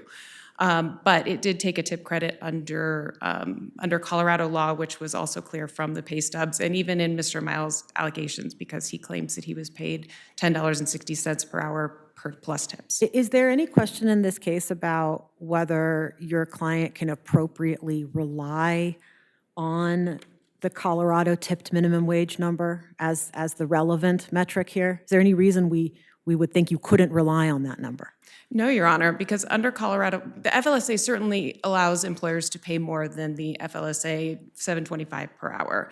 The FLSA is concerned with sub-minimum wages, with anything that falls below that threshold. Under Colorado law, because there is a higher minimum wage that is required, but there's also, in the comps order, there's a provision for a tip credit that can be taken as well. The fact that there's no allegation in the complaint, that Mr. Mighell doesn't claim that he was not a tipped employee. He doesn't claim that HPG inappropriately took a Colorado tip credit. He doesn't claim that he received less than $3.02 per hour in tips, and therefore he wasn't appropriately able to be subjected to a tip credit. And so for that reason, because... How does the Colorado tip credit apply in determining his obligations under federal law when 203M makes it very clear that you can't rely on a tip credit for calculating your obligations under federal law unless you've given notice and complied with 203M? Yes, Your Honor. First of all, there are no facts in the record as to whether or not there was notice to employees with respect to any tip credit. That's just not something that's before the court at this point because it wasn't an allegation that was in the amended complaint. Second of all, Your Honor, my point is that because HPG... Well, it's clear the district court relied on a tip credit to do its calculations, right? It did not rely on a tip credit for purposes of the FLSA because at the point that HPG properly took a tip credit towards wages under Colorado law, any tips that may or may not have been used to make up for the shortfall between the tipped minimum wage under Colorado law, which was $10.63 an hour, to the $13.65 per hour, they properly count as wages, and therefore they're wages for all purposes. But the district court used the $13.65 number, didn't it? Yes, Your Honor. Because that is the appropriate wage that needs to be used, because that was the wage that was required to be paid by HPG, and Mr. Miles does not claim in his amended complaint that he was paid anything less than And that. this gets back to my question about if there's any reason to think that reliance on the 1365 number is legally erroneous in this case. And I think I understood your response to Judge McHugh to be maybe under 203M, but there are no allegations that there wasn't compliance with that section. Is that correct? Yes, Your Honor, and at the same time, because HPG was required to comply with Colorado minimum wage, which is significantly higher, the issue is whether or not there was any sort of allegation that they did not properly comply with any sort of Colorado requirements with respect to taking a tip minimum wage. And there are no allegations that they did. And there's also, because of that, the difference between the $10.63 an hour that he was paid as a cash wage as an appropriate Colorado tipped minimum wage, and the $13.65 an hour that was the minimum wage threshold under Colorado law, that amount is considered wages. So when you're dealing with But the state, on that, go ahead, Judge McHugh. on the overtime claim, you admit that the district court used the wrong minimum wage, don't you? No, Your Honor. In fact, the district court did not use the wrong minimum wage. What the district court used was, and this is where the 12B1 factual analysis is most appropriate here, is because the district court looked at Mr. Miles' pay stubs that were attached to the Prang Declaration, and in those pay stubs, it demonstrated that he was paid a cash wage of $20.82 per hour for all overtime that he worked.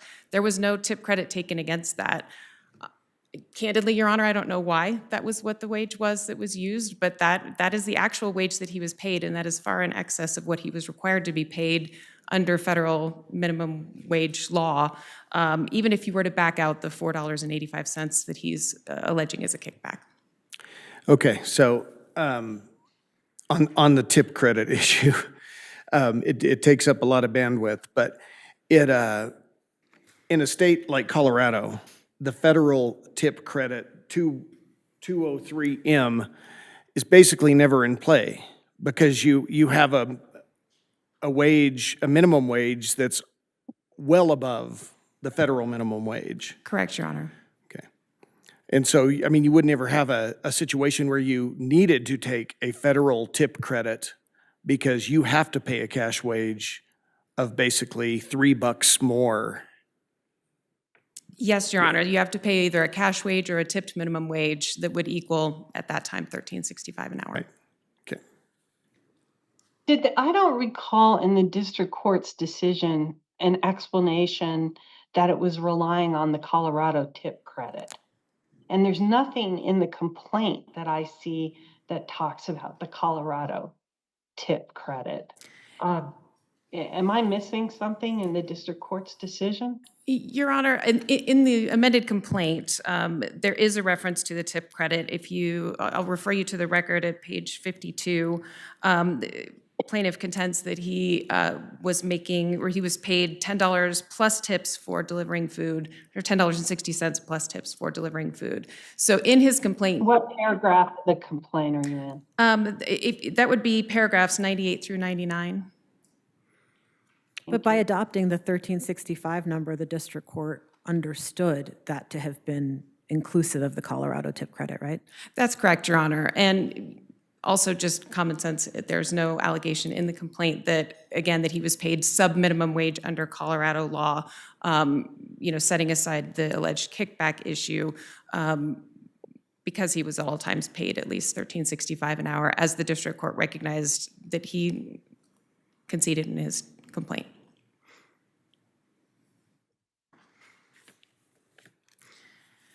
So, because Mr. Mighell did not allege that he was not a tipped employee, he did not allege that he did not receive at least $3.02 of tips per hour each hour that he spent delivering pizzas.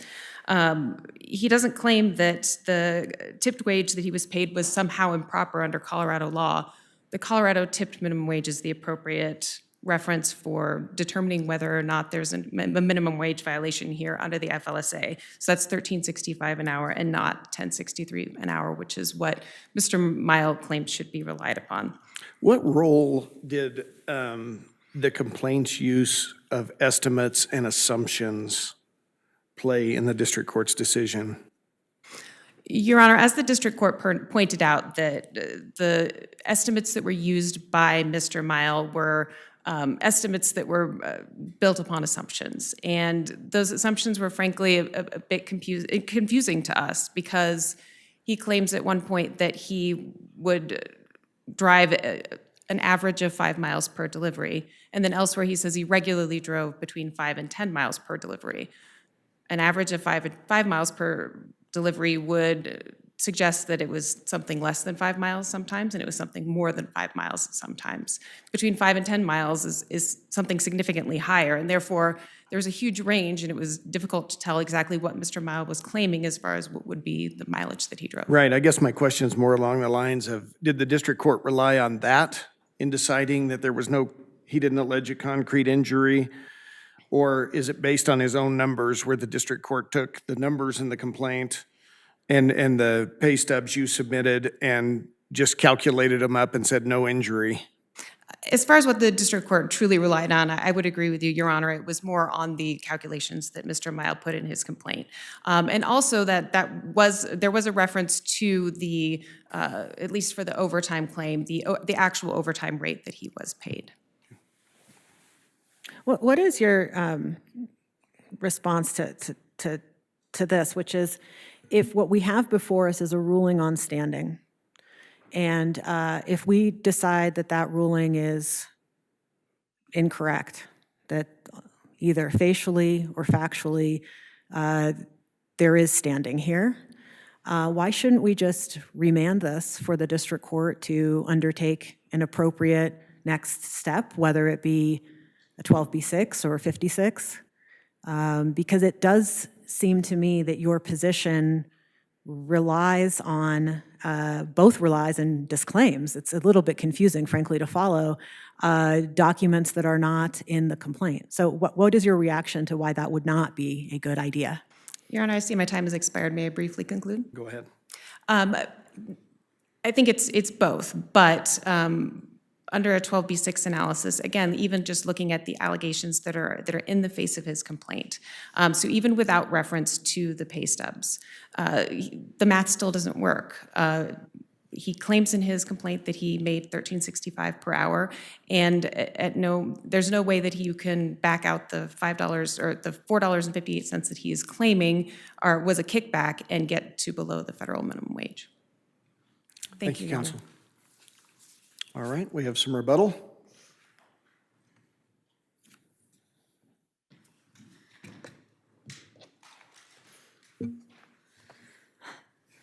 Thank you.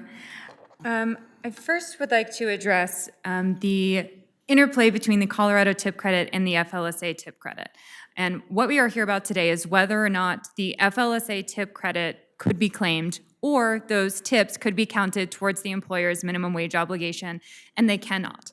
And that is because the employer paid more than the $7.25 per hour, and they did not comply with the notice requirements under 203M. And that is, Well, you only take a tip credit for purposes of when your cash wage is less than the minimum wage. yes. And so their cash wage has always been more than the federal minimum wage. So why would they provide notice, and why would they take a FLSA tip credit? Well, I think that they were, I don't think that. They were required to, because just because they comply with the Colorado Minimum Wage Act, if they did, that does not excuse them from complying with the FLSA. And that is spelled out in numerous cases and also in some of the regulations that we cited to the court, specifically 29 CFR 778.5.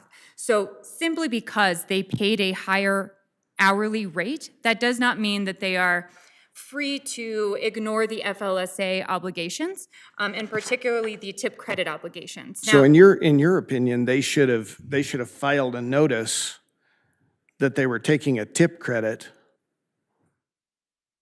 under Colorado law? they should have informed the employees the amount of the tip credit that they were taking. And if this case goes on further, we will get into whether or not they even could, because they did not properly consider or account for Mr. Miles' actual vehicle expenses. Did you plead that, the 203M facts? Well, did you plead that? Yeah. Okay. Sorry, yes, we did plead that they did not properly comply with the tip credit requirements. Is it your position that the argument that we just heard was that if you take the amount that your client is claiming he was paid, which is the 1065 or 1365, and you back out the 558, you're still above the federal minimum wage, even without a tip credit? Do you dispute that? Well, Your Honor, he was not paid $13.65 an hour. Did he end up receiving $13.65 an hour because he also received some tips? That we do not dispute that if you remove the 458 from 1365, that does not result in an FLSA violation. I would also So what's his amount without tips per hour? 1063, the amount he was actually paid by the employer. That is the only amount that they are allowed to consider when determining whether or not they complied with the FLSA. So your argument and is, I'm sorry, Judge McHugh, go ahead. So even if legally they could have a tip credit for purposes of Colorado law, you're saying that that tip credit, that state tip credit, is irrelevant for purposes of the FSLA? Yes, Your Honor. Okay, thank you, Counselor. Your time's up. Thank you. We'll take a brief recess. We'll recess for, what do we normally do, Paul? 10 minutes? Okay, we'll recess for 10 minutes. The case is submitted and Counselor excused. Thank you.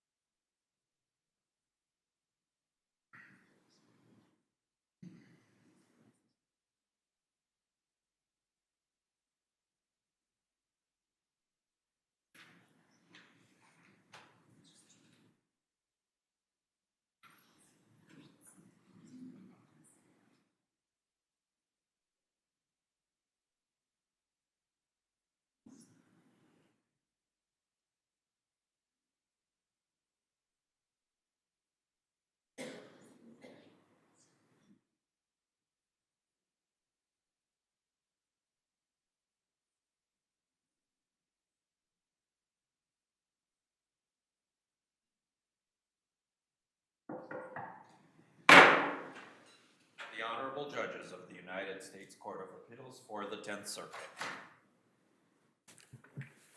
Please be seated.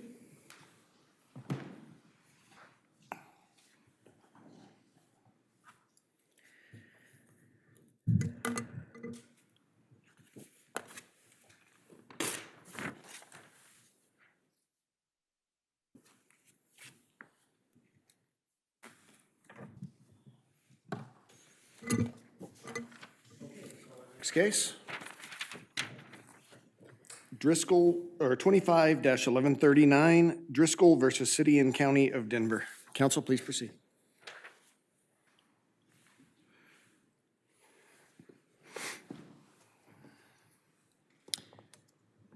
Thank you, Your Honors. Jonathan Helfgott on behalf of Plaintiff and Appellant Michael Driscoll. In proceedings below, the District Court failed to address two of the three events at which plaintiff alleged his constitutional rights were violated by Denver police officers' excessive uses of force. Looking just at one of those events, the District Court granted summary judgment on narrow factual grounds without giving plaintiff the benefit of the reasonable inferences to which he was entitled, and in fact, drawing inferences the other way in appellee the City and County of Denver's favor. Beginning with the event that the District Court did address, which the parties have referred to as the 13th and Cherokee event, describing events that took place on May 31st, 2020, outside of Denver Police Headquarters. Let me back you up a little bit. Sure. I mean, the district court apparently thought he disposed of those events.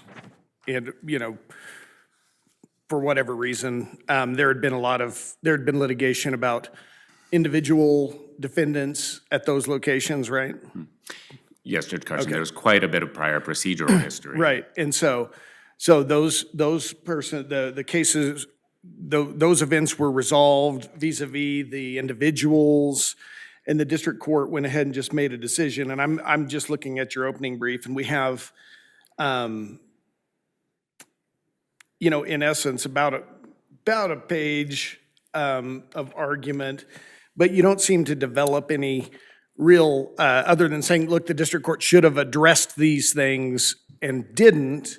I don't see much about, you know, why you were right. You think you had a burden to do that? Or do you just need to say, hey, we had these other claims, district court didn't address them? I mean, because he did address them. He ruled against you. He just didn't have any real analysis to go with it, right? Well, he ruled against plaintiff on causation grounds, and as to those events, causation was not at issue. Now, had there been, Well, a judgment was entered on the whole case. correct, but without addressing these events. But I would further direct the courts to Denver's summary judgment motion. Denver did not seek summary judgment as to those events either. In its summary judgment motion, Denver incorrectly asserted that the plaintiff's only claim against the city of Denver was for failure to train. The district court flatly disagreed with Denver in its order, in note 17 of its summary judgment order, acknowledging that all of plaintiff's claims were asserted against the city and county of Denver, including the claims based on what we have called the 13th and Lincoln event and the Colfax and Clarkson event. Okay. Now, addressing the 13th and Cherokee event, and I'm happy to continue with those events. No, go ahead. Addressing the 13th and Well, Cherokee. if we agree with you that those weren't addressed properly, don't we have to remand? I mean, there's just not enough here for us to, nor should we be making the decision in the first instance. Well, plaintiff certainly agrees with that position, but to the extent Denver were to argue for some sort of limited remand, I do think we should address the 13th and Cherokee event as well, because we would strenuously disagree with that position. Well, so as to, I know you were going to move to the Cherokee, but as to the district courts, the allegation of error, the district court didn't address the Lincoln and Clarkson events. Can you help me understand what the legal issue is here? Because saying that the district court didn't look at some allegations at summary judgment doesn't really resonate as the operative error. It has to be that the district court ignored some body of evidence that you contend created a genuine issue, a jury issue on your claims as to these events. Is that right? Absolutely, Judge Rossman. And as to each event, plaintiff's claim, based on Mighell, is that Denver official policies created an environment where Denver police officers felt free to use and did use excessive force with impunity. So where is that in your opening brief on that issue?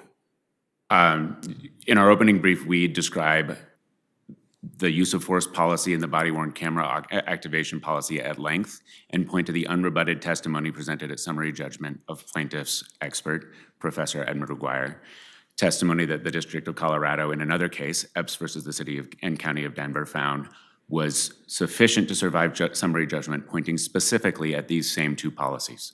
Those policies, I'll remind your honors, were with respect to uses of force reports.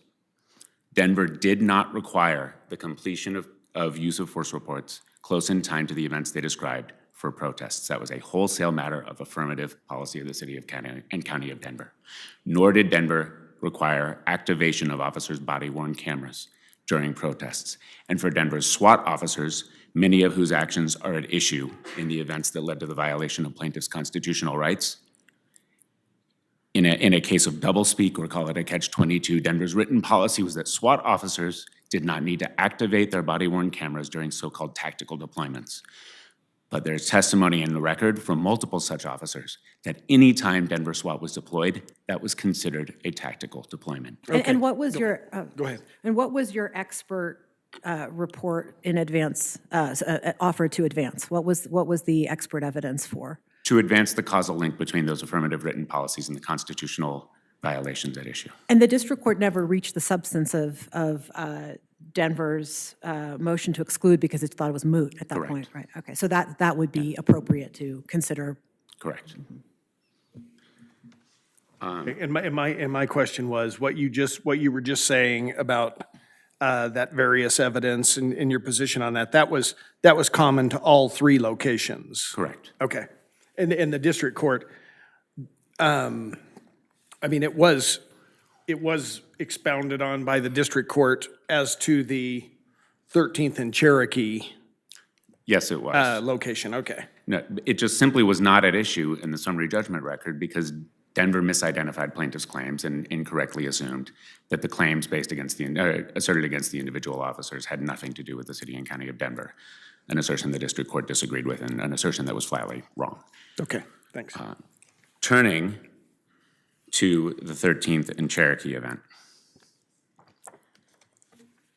Based on the evidence presented in proceedings below, a reasonable jury could conclude, first, that the officers located in the parking lot diagonally across from protesters were Denver SWAT officers, and second, that one of those officers fired the less lethal munition that caused plaintiffs severe and life-changing injuries. The first conclusion is simple and amply supported by evidence that presented below. Denver denied its officers were present at the event at all, but the evidence shows otherwise. A use of force report prepared by Denver SWAT officer Craig Moen put his Denver SWAT team, Metro 3, at the 13th and Cherokee event. From the video of the event, and this is in conventionally submitted Exhibit 191, there are two groups of officers seen participating in the ultimate altercation with protesters. One group formed a skirmish line across the road, about a third of a block in front of the protesters, and another group in the parking lot diagonally across the street. Now, according to Denver, aside from a single Denver police officer, Sergeant Stack, that skirmish line was consisted entirely of officers from Jefferson County, or JEFCO. Now, Your Honors, if both Denver SWAT and JEFCO officers were present at the event and the skirmish line were JEFCO officers, the only place the Denver SWAT officers could have been was in that parking lot, diagonally across the street. Let's assume, for argument's sake, that we spot you that the summary judgment evidence shows a jury question on that the Denver officers were on the scene and fired, and then that leaves us still with the question of whether the summary judgment evidence shows a genuine dispute that something fired by a Denver officer is what actually injured your client. And on that point, I'd like you to describe what you understand to be the applicable legal standard and then tell me how you satisfy it. Well, to my mind, the applicable legal standard is whether a reasonable jury viewing the evidence that the district court reviewed and the plaintiff presented could draw the reasonable inference that that was the case, that plaintiff was struck by ammunition fired by one of But those what is the officers. doctrine? What guides the inquiry on causation? I mean, don't we have case law that describes how you satisfy, how we assess the facts according to the legal standard? Well, according to Valdez and McDonald and Burke versus the city of Oklahoma City, in Valdez, the court reasoned that the burden was to bring causation above a speculative level. Burke went even farther. Burke pointed to allegations, mere allegations, that the injury in question, the injury alleged, was caused by the identified officer, and when that was not effectively... Haven't we held that only, if it's 50-50, if it's in equipoise, then that's not enough? Is that your That's understanding of correct. the legal standard? That's correct. Okay, And and our so- position... And so you're, go ahead. Our position is that this is far from a 50-50 proposition, and this was made clear by causation arguments the plaintiff raised in summary judgment briefing and that the district court ignored. Could a reasonable jury find that Jeffco fired the shot that hit your client? I don't believe so, Your Honor. Denver, in its But why answering... not? Well, Denver, in its answering brief, pointed to evidence of muzzle flashes from the Jeffco skirmish line. Those happened at minute 10:13 in Exhibit 191. The plaintiff was injured at minute But 10:09. To accept your position, we have to assume that the officers on the roof were all Denver officers, right? Well, assume or agree with plaintiff's position that the evidence permits that reasonable inference. Well, I look at that video and you have, first of all, I'm not sure we get to look at Exhibit 213. I mean, it wasn't submitted until the motion to alter or amend judgment. So you've got one truck goes in, which everyone says is a Jeffco truck. And then behind it is another truck that without 213, I don't think you can tell whose truck it is. And then you have not a continuous feed of video, and you have some officers going down an alley, some officers walking towards the skirmish line, and some officers disappear inside, it looks like a building, and then some officers appear later on the roof. How do we know if those are Jeffco? How do we know who those people are on the roof? Well, Your Honor, I don't think Denver pointed to any evidence that would be sufficient to meet the summary judgment standard that any Jefferson County officer went up to the parking lot. Conversely, it is undisputed, and Well, that's plaintiff not their never disputed. burden. Well, what Denver said, and what plaintiff has not disputed, is that only Jefferson County officers were on the skirmish line. So at a minimum, it is reasonable to infer, and a jury likely would infer, that the other Just officers were from because Denver. only Jeffco officers are on the skirmish line doesn't mean that all Jeffco officers were on the skirmish line.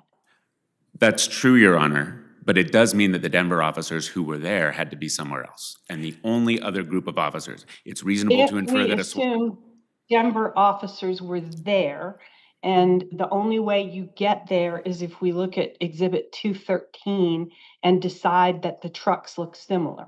Well, I would disagree with you respectfully, Your Honor. Officer Moen's report said that his SWAT team was there. He said that it was at police headquarters on the night of May 31st, 2020, and described an altercation that is entirely consistent with the video evidence of the altercation at which plaintiff was injured.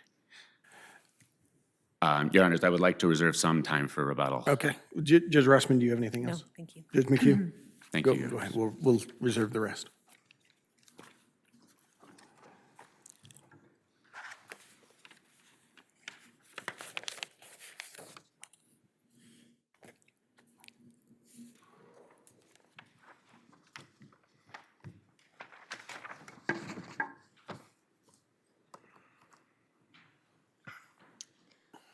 Andres Solares for Denver. The court should affirm for 3 reasons. First, there's no evidence Denver's policies on body-worn cameras or use of force reports contributed to Mr. Driscoll's injuries in any way, let alone proximately caused them. Second, there's no evidence those policies were enacted with deliberate indifference, which was required for all Monell claims that involve policies that are lawful on their face. And finally, third, with respect to the 13th and Cherokee incident event, Mr. Driscoll failed to put forth material facts that connect a Denver officer to his injury. The argument, Well, he had Officer Moen at the scene. I don't think he did. I know he did not. Moen's report says he went to headquarters that evening, that night. He doesn't have a specific location, and he doesn't have a specific time. He could have been anywhere around the area. I mean, isn't he entitled to an inference that if Moen was there with his team, that and it was describing an incident, that was the incident? No, he's entitled to reasonable inferences. For example, in Exhibit 192, after Mr. Driscoll's injury, the Denver officers joined Jeffco's skirmish line and continue to move out and disperse the protesters and fire munitions at the protesters to disperse them. Who's to say Moen was in that group? There's nothing that places Moen in that parking lot. And to Judge McHugh's your early point, we don't even get to assume Denver is in that parking lot without Exhibit 213. And even if we consider that, and the Denver Bearcat did drive up shortly before the injury, who's to say that those officers are in the parking lot? We don't know. There's too many unknowns. Jumping back to Denver's... How is he ever supposed to, I mean, how is he ever supposed to prove a claim? You have two sets of officers out there firing into the crowd. The evidence is very difficult to muster I mean, nobody can tell whose munitions are hitting who. He knows they were both firing. We have evidence that both Jeffco and Moen were firing, at least at some point. So, I mean, how is he ever supposed to prove his case under your theory? Well, it's not my theory, it's this court's theory. Under Valdez, that's But we don't exactly have what theories. happened. Under this court's law. Under this court's law. Under this court's law and Valdez, that's exactly what happened. Two different officers fired. We didn't know which officer struck the individual, and that's why they lost. To come up with an analogy in which he could potentially defeat summary judgment, let's say that it was Denver in the skirmish line, not Jeffco, Denver in the parking lot, then sure, I would get up here and argue that no, that's not enough, maybe it's a protester, something like that. But if that situation happened, potentially that could defeat summary judgment. It seemed to me that everybody agreed that he was hit with a munition. Was there any evidence? I mean, there was also evidence, though, that rocks and bottles and different things were flying around. Is there evidence in the record as to what he was hit with? There is no evidence. We don't know. And we do not agree it was hit with a munition. We argued in our summary judgment motion it could have been a rock from the protesters, which Jeffco's sergeant in the skirmish line testified at deposition that protesters were throwing rocks. And that's why they deployed munitions to disperse the crowd.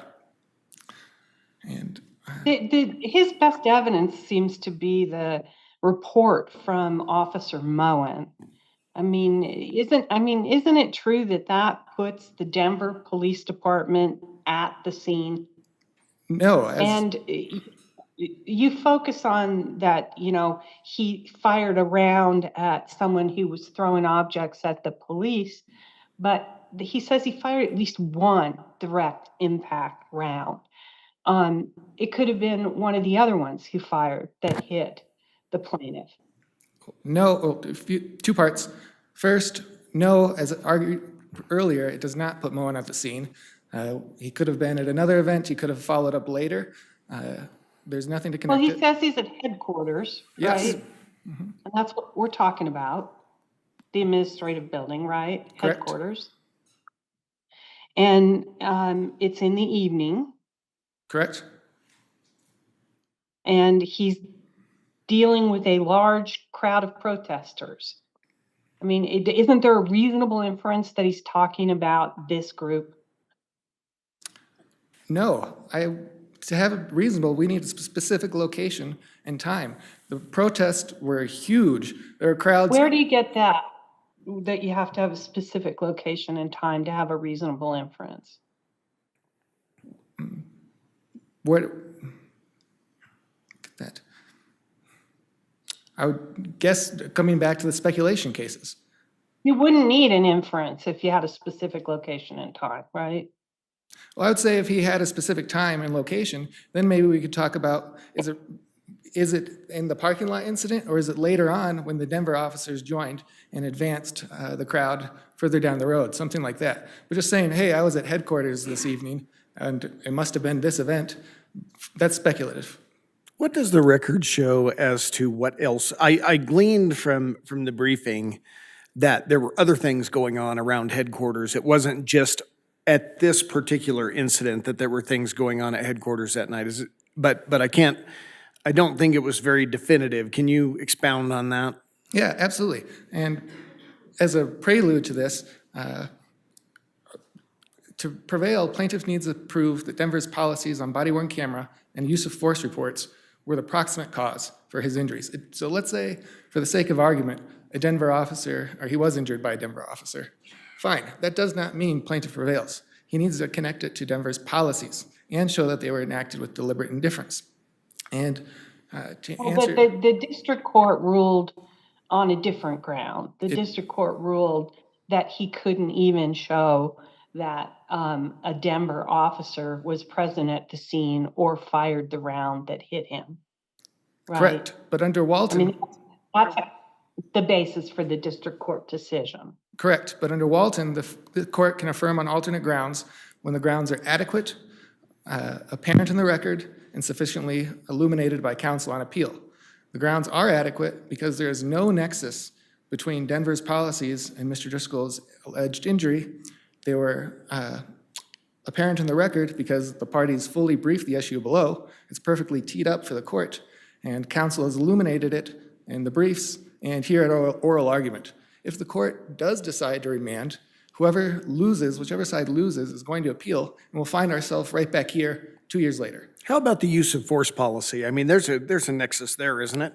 If we assume that it was a Denver officer that shot the munition and hit the plaintiff, then don't we have, I mean, pursuant to the use of force policy, I mean, don't we have a connection to the policy? No, Denver's use of force policy was that any time an officer used force, that officer was required to detail that force in a report saying what force was used, why, the circumstances behind it. And looking at Mr. Driscoll's encounters with police show that that policy has nothing to do with the officer's decision to deploy force. For example, at Colfax and Lincoln, officers just deployed tear gas after protesters were throwing water bottles at them, launching fireworks, and the canister that landed near Mr.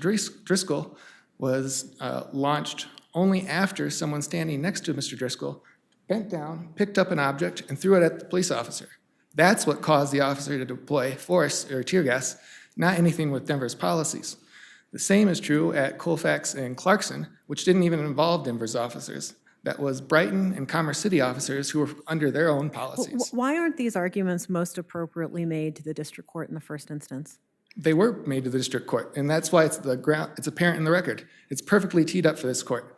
The arguments are there, and the arguments are there, but the district court just ignored them for a reason we don't know. So correct.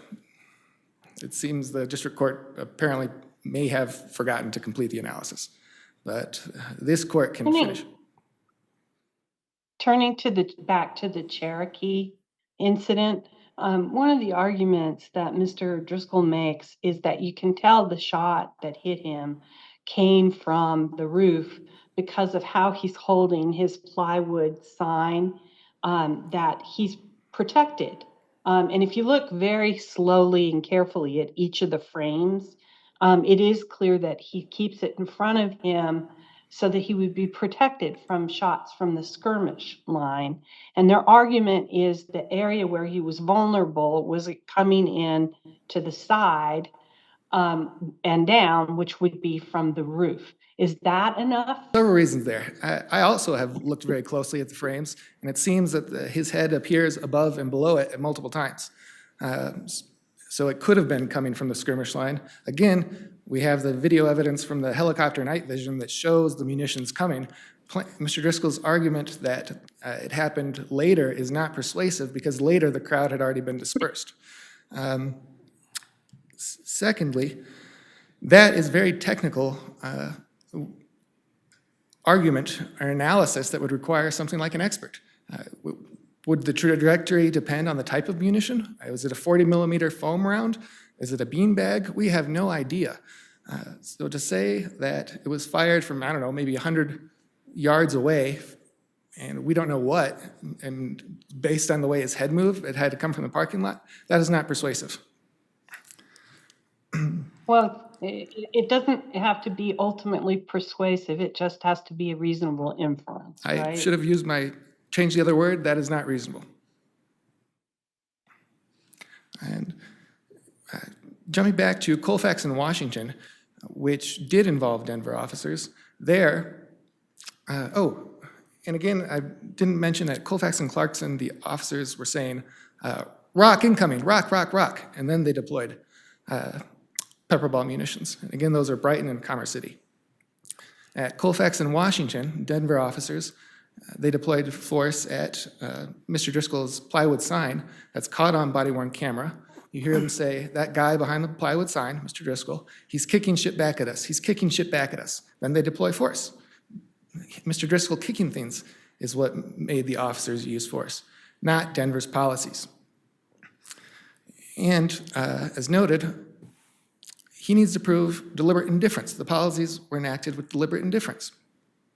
He points to a Waller to say otherwise, that it only applies to failure to train and supervise. But in Waller, they say it applies at least to failure to train and supervise. Later, in Finch v. Rapp, this court applied deliberate indifference to policies on discipline. And again, in Lucas versus Turner Key Health Clinics, the court applied deliberate indifference to all Monell claims, and that was for medical cost savings. Just last year, in Griffith versus El Paso County, the court applied deliberate indifference to policies on gender classification. And that's also consistent with the U.S. Supreme Court framework in City of Oklahoma City versus Tuttle and Board of County Commissioners versus Brown, where they noted that the only reason deliberate indifference wasn't in Monell, the initial case, is because it was unconstitutional on its face. And then later applied deliberate indifference to all claims in Gesper versus Lago Vista.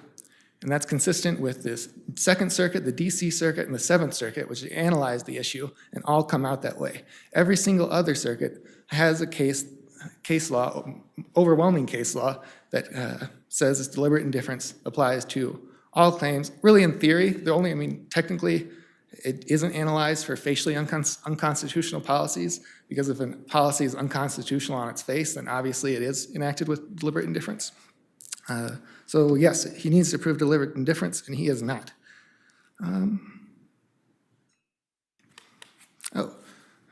No, I want to rebut a few things that were made earlier about nothing in the record for no body-worn cameras at the protests. That's inaccurate. Denver's policy was that officers needed to wear the cameras for the duration of their shifts and record them for all interactions with pedestrians, with a particular emphasis to record it if the encounter could become adversarial or was adversarial. The citation for that it's not required for protesters or for officers, it comes from a SWAT sergeant technician who said it isn't required for SWAT. He doesn't say for officers. And again, that's just an opinion of a low-level employee, kind of boxed in a deposition. There's nothing coming from a final policymaker or higher-ups in Denver that say officers did not need to use body-worn camera. And that also— So you're saying that the officer's testimony that the SWAT was not required to use their body-worn testimony is actually contradicts the official policy? It does contradict the official policy, and there's also loads of body-worn camera footage in this case. Okay. Thank you, counsel. Judge McHugh, do you have anything else? Judge Rossman? I think. Okay. Good. He was gone. Thank you, Your Honors. Briefly addressing the last thing that my colleague from the city of Denver just said. The body-worn camera activation policy for SWAT was a matter of official written policy, and we cite in our opening brief to the page and paragraph. I don't have the page at my fingertips, but it was paragraph 10B. Say it again. It was a paragraph 10B, but I couldn't tell you off the top of my head from what section. I do want to call Your Honor's attention to the fact that, the arguments about not linking the events that the district court did not address to official policy were not teed up in summary judgment proceedings below. This is a new argument raised on appeal because Denver misidentified plaintiffs' claims. Denver believed, and to the extent arguments were made at all, they were only made with respect to a failure to train theory. I'd like to talk about two other things. First, the inferences that Denver is urging Your Honors to make in its favor, beyond those already made by the district court to conclude that Officer Moen could have been somewhere else. Denver had access to all of the raw halo footage. Denver produced in its Exhibit 00, which I misidentified in our reply brief, and I apologize, as Exhibit W, halo footage from each of the four corners surrounding Denver Police Headquarters for an hour before to an hour after the event. There is absolutely no indication in that evidence that any other altercation happened consistent with the events described by Officer Moen. Moreover, Officer Moen put those events after the curfew order. That was at 8 p.m. He did other things after the curfew order that only began after several announcements. His description is perfectly consistent with events that happened at 10:10 p.m. And finally, on the question of causation, if you'll permit me just a moment more. Go ahead. Just want to issue one clarification that it's plaintiff's position that he could have been struck from someone in the parking lot or atop the structure. There were 3 officers in each location by the time he was struck. But Your Honors, and it's difficult to see, and it's directly contrary to one of the conclusions the district court drew, but 2 seconds before it is clear that the plaintiff has been injured in Exhibit 191, in a narrow gap where an officer is walking from right to left across the frame between the street sign that says 13th Avenue and the street pole holding it up, you can see 2 muzzle flashes from the direction of the parking lot. And 2 seconds later, plaintiff is seen bending over, crying in pain. Can we identify the officer from that footage? You can't. Okay. We have to rely on the reasonable inference that if Jeffco was in one place, Denver we have had to be infer somewhere that it else. was not a Jeffco officer and that it was those shots that hit him. Correct, Your Honor. And in light of these inconsistent policies on body-worn camera activation, the best we can do is the best we can do from the video evidence we have. Frankly, I think it's a miracle that it's as strong as it is, given that those officers weren't activating their body-worn cameras, but we believe it is more than sufficient. Okay. Thank you, counsel. Your case will be submitted and counsel are excused.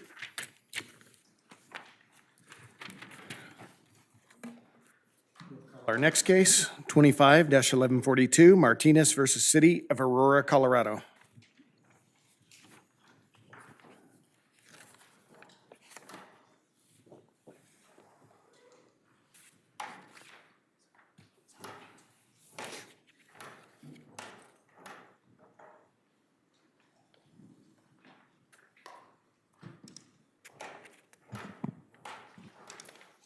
May it please the court. Holly Burkholz on behalf of the City of Aurora.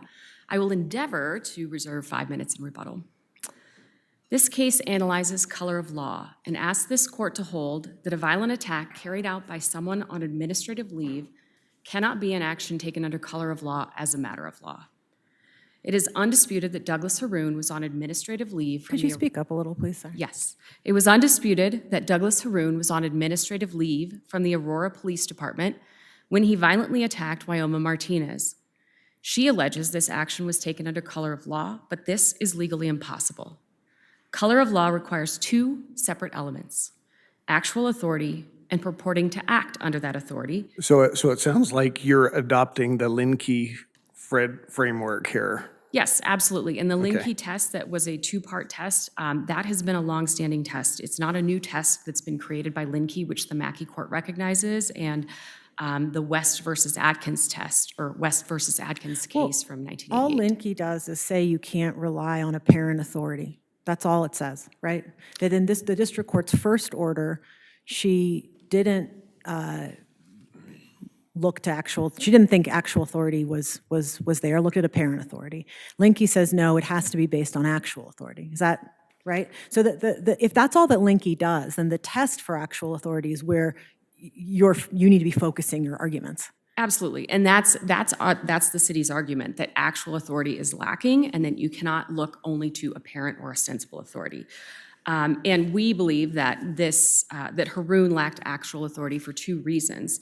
First, and most significantly, that the leave order stripped him of his ability to act as a sworn police officer, which he acknowledged with his signature. This court's analysis can stop right there. But secondarily, Haroon's assault, for which he was charged with 3 felonies, was a purely personal dispute. And cases distinguish... Well, purely personal dispute. I mean, he identifies himself as a police officer. He tells her she's under arrest. He gives her his badge number. He is clearly operating, and he says that he used the takedown procedures that he learned as a police officer, and that he arrested her for assault on a police officer. It seems to me like that he is operating under color of state law. Well, I would disagree with you, Your Honor, respectfully. This incident actually started when Haroon pinned Martinez with his car against a garage in their mutual apartment complex for walking her dog too slowly. Then that led both Haroon and his wife to exit their car and corner Martinez. Then Haroon took Martinez to the ground, strangled her, and punched her. Regardless of his announcements, that is instigating a dispute. And the Zambrana case makes very clear that there is a difference in police function. When you are instigating a dispute, that is something that is a purely personal pursuit, versus when you intervene in a dispute, which the Zambrana case says is a police function.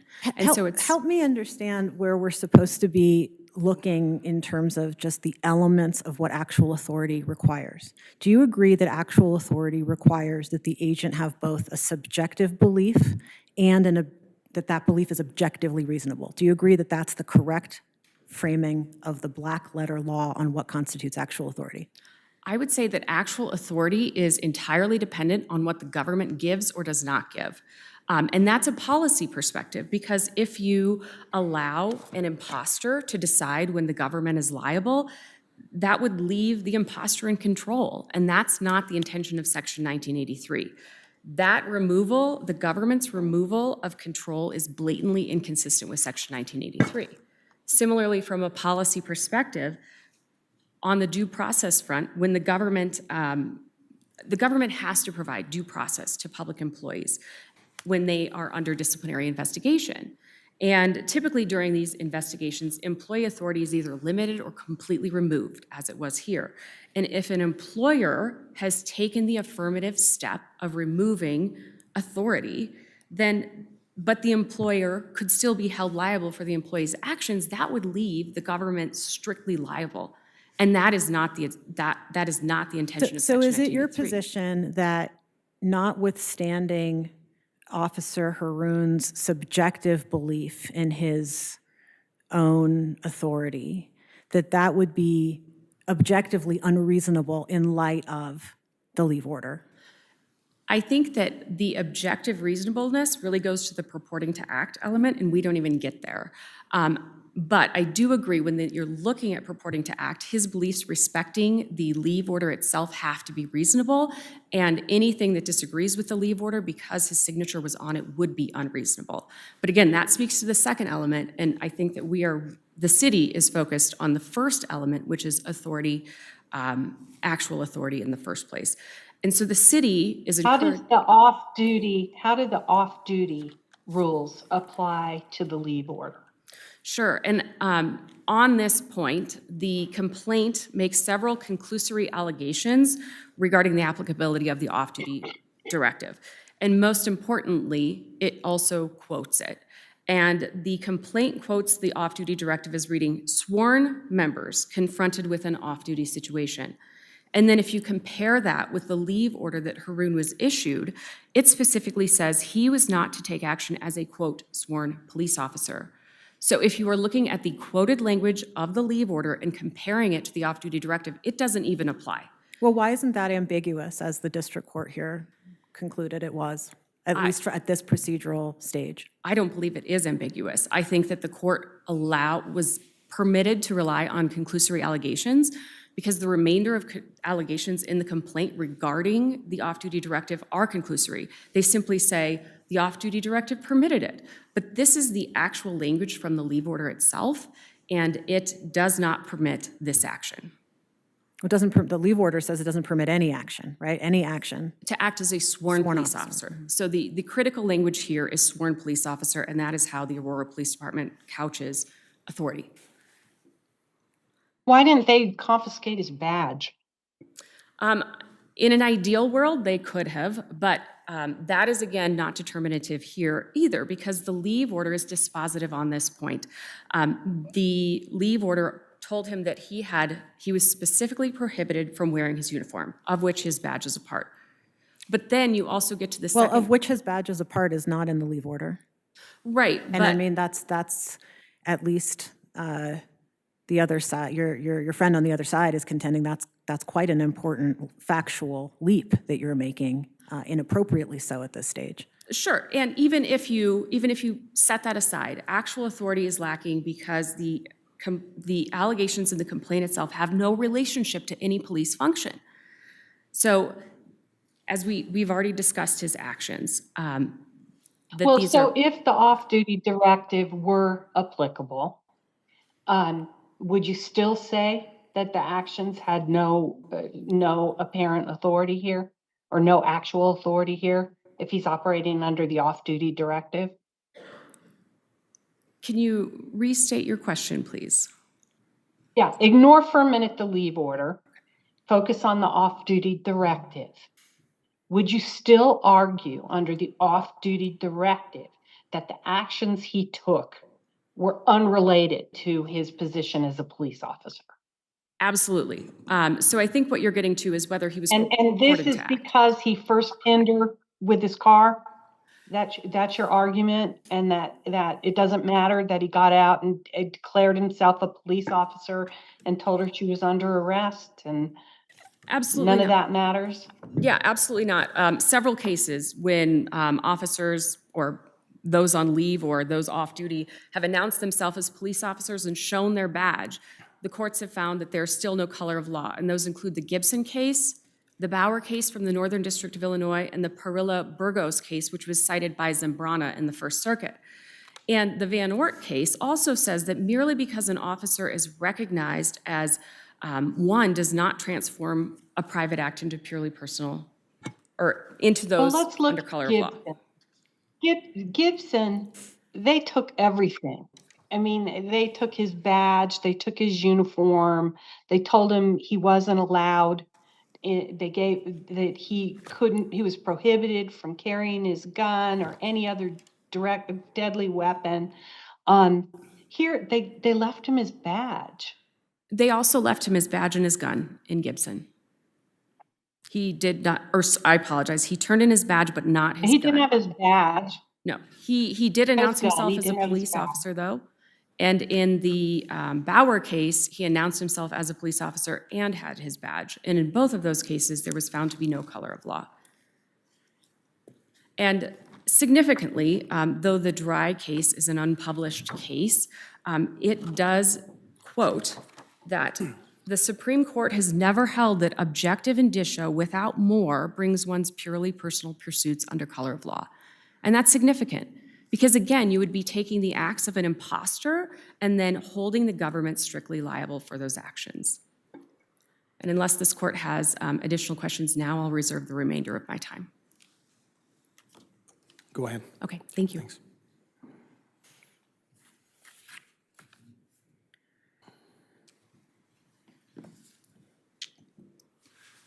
May it please the court, my name is Zach Warren, and I have the privilege of representing Wyoma Martinez, who's the plaintiff appellee in this case. This interlocutory appeal presents a single narrow question, and that is whether defendant Haroon was acting under color of law. So my intention is to address the color of law argument along two related threads. The first, I want to highlight only the critical facts of the Martinez-Haroon encounter itself. And then I want to talk about facts specific to the city and the Aurora Police Department, which are necessary to properly contextualize this incident. Let me ask you a question first. Do you agree that the two things we're looking at are actual authority and purported use of that authority? We're of the belief, Your Honor, that Linke did nothing to fundamentally change the court's analysis, that the district court engaged in the I mean, it doesn't purport to. It says it's clarifying past decisions. That's exactly correct. So it's not announcing any sort of new test. It does not represent. So do you agree that's the test? Actual authority and purported use of that authority? We think that the appropriate factors to apply are what are laid out in the Dry case. And so we think that the district court evaluated those factors, one of which is actual authority. And we think that Linke, if it applies in this context at all, simply clarifies what actual authority means. Okay. Well, how does Linke clarify what actual authority means? What Linke clarifies is that you cannot establish color of law by reliance on apparent authority, right? I think that's one of the things that it establishes, specifically in the context of a First Amendment case that has to do with free speech and where they're competing constitutional values. Okay. Well, help me understand how to read the district court's original order and then the order on reconsideration. So the district court's original order predates Linke, and in that order, she concludes that in analyzing the actual authority question, she would find in favor of your opponent, and instead focuses on apparent authority as the basis for allowing the case to proceed. Correct?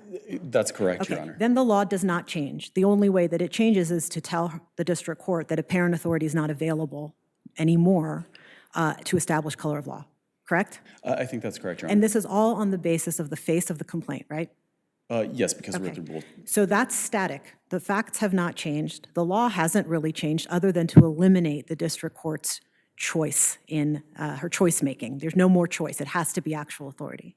So how do we explain that then on reconsideration, the district court, on the basis of the same facts, finds actual authority? This is why we think that the Linke case is a very, very helpful guidepost for the actual authority analysis.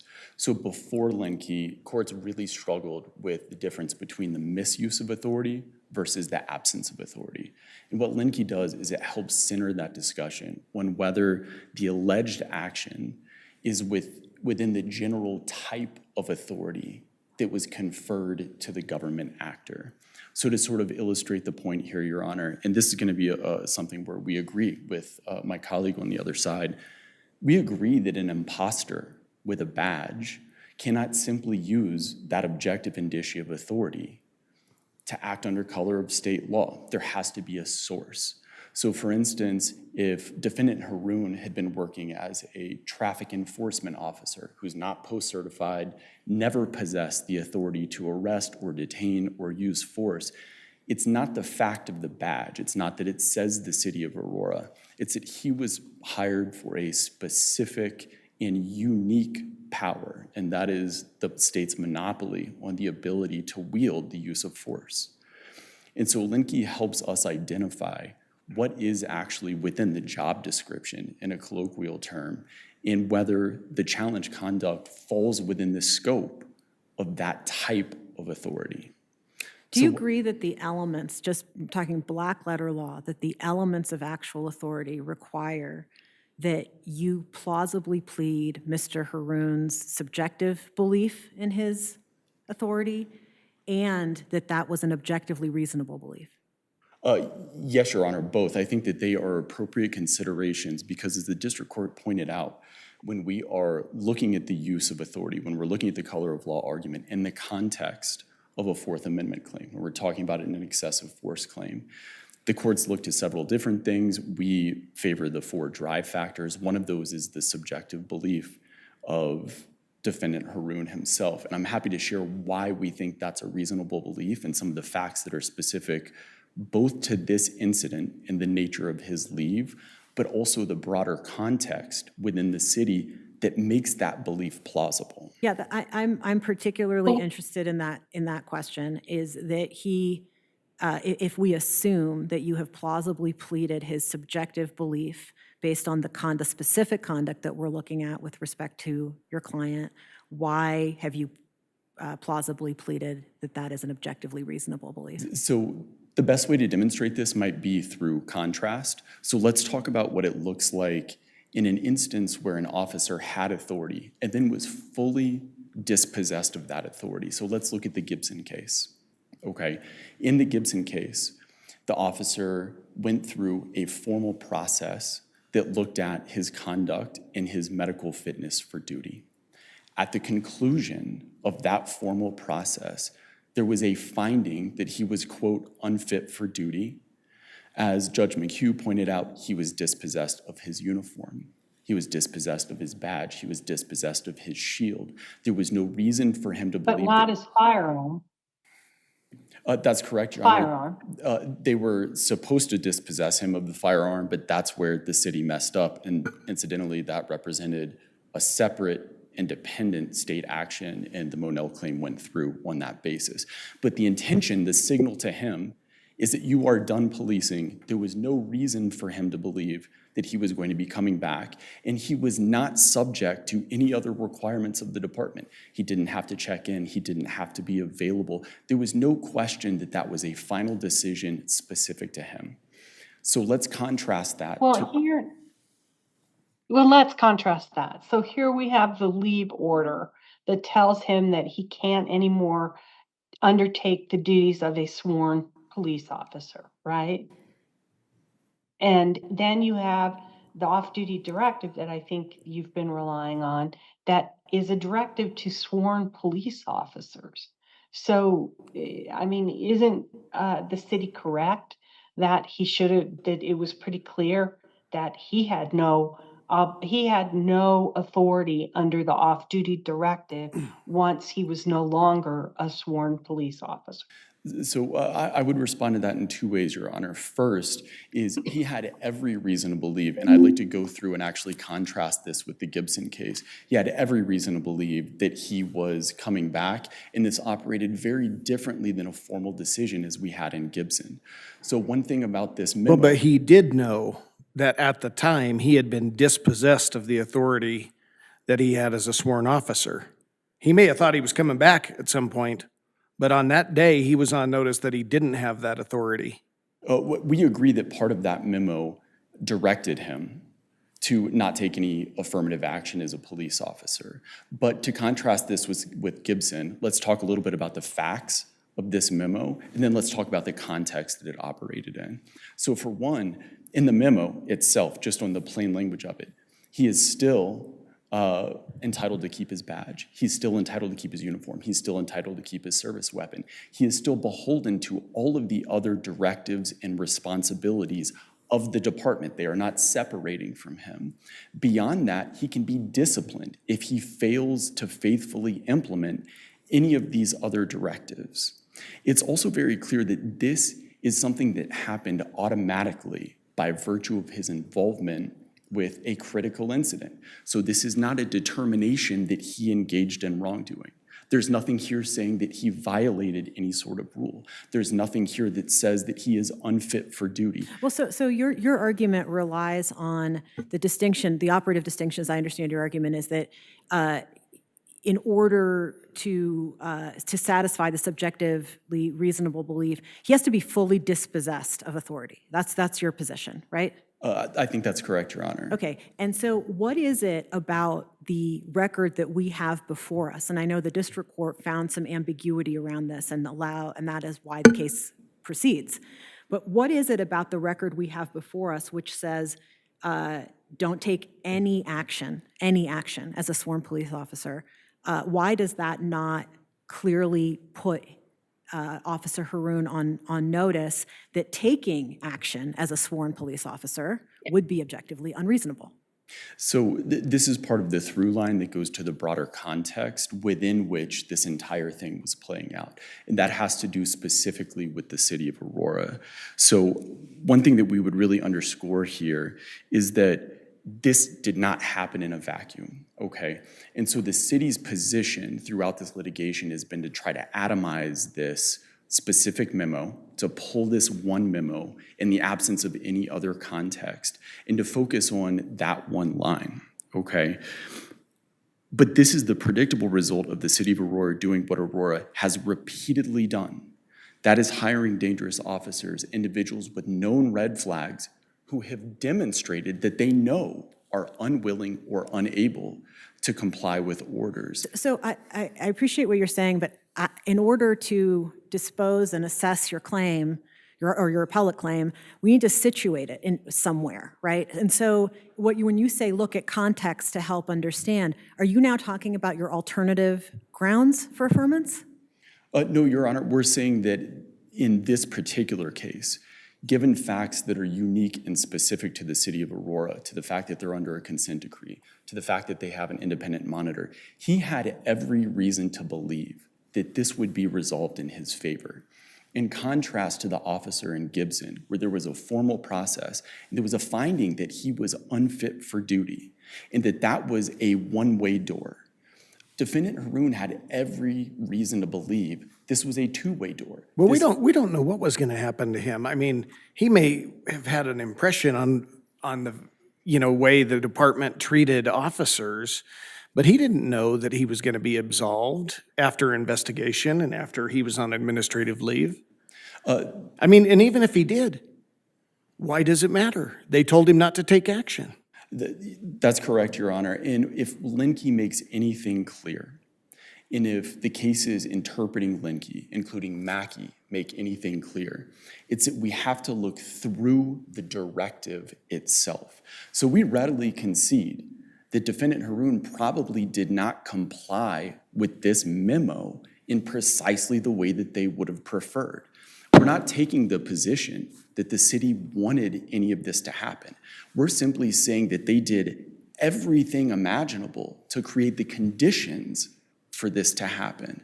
And the idea But those things were all things that did not happen in connection with this, right? They were all precursor events on the way they treated officers, the fact that they're on a consent decree, that they always let the bad cops who won't comply come back. I mean, those are all precursors to this, right? There are certainly there are ample precursors, but there are also things that happen in the interim here, even after he feloniously shot an innocent civilian and harmed 2 people during that particular incident. There was a separate call for service to his residence. Let me ask you this. In your view, can the city ever, short of actually firing a police officer, withdraw authority for that police officer to act as a sworn police officer? Without question, Your Honor. Yes, I think that. So there's something between this case, before we get to Gibson. Absolutely, Your Honor. Right? Yes, and I think that one way. Okay, so what did they have to do here that they didn't do other than confiscating his badge? Is that it? If they had confiscated his badge, would you concede that there was no authority here? I think that the case would be much more difficult if they had done any of a number of things that were available to them to intervene, including taking his badge, taking his uniform. Instead of telling him, you need to be available during business hours, you've got to have your phone with you, you've got to go ahead and make your court appearances, they could have signaled to him that his authority was entirely dispossessed, and they could have taken away the actual emblems of his authority that allowed him to abuse my client, that led other people in the community to understand that he was acting before, during, and after the interaction on behalf of the Aurora Police Department and pursuant to his training by the Aurora Police Department. Even if the leave order could have been better and could have been more specific and provided precisely the sort of guidance that you are pointing out as absent here, it is so broad in its very simple conclusory phrasing, any action. And so I just don't understand why the badge as part of the uniform matters at all. They could have kept, allowed him to keep his uniform in the closet, put the badge in the, it doesn't matter. It's any action. And so showing the badge is arguably an action that a sworn police officer takes. So help me understand why that language, the any action language, isn't enough in this case. Your Honor, I see my time's out. May I answer? Go ahead. Thank you. So in very short, the reason for that is because there is a through line here that goes all the way back to the hiring of Defendant Haroon, where Aurora habitually, as a matter of pattern and practice, regularly rolls the dice and then tries to distance itself when the inevitable results harm innocent civilians.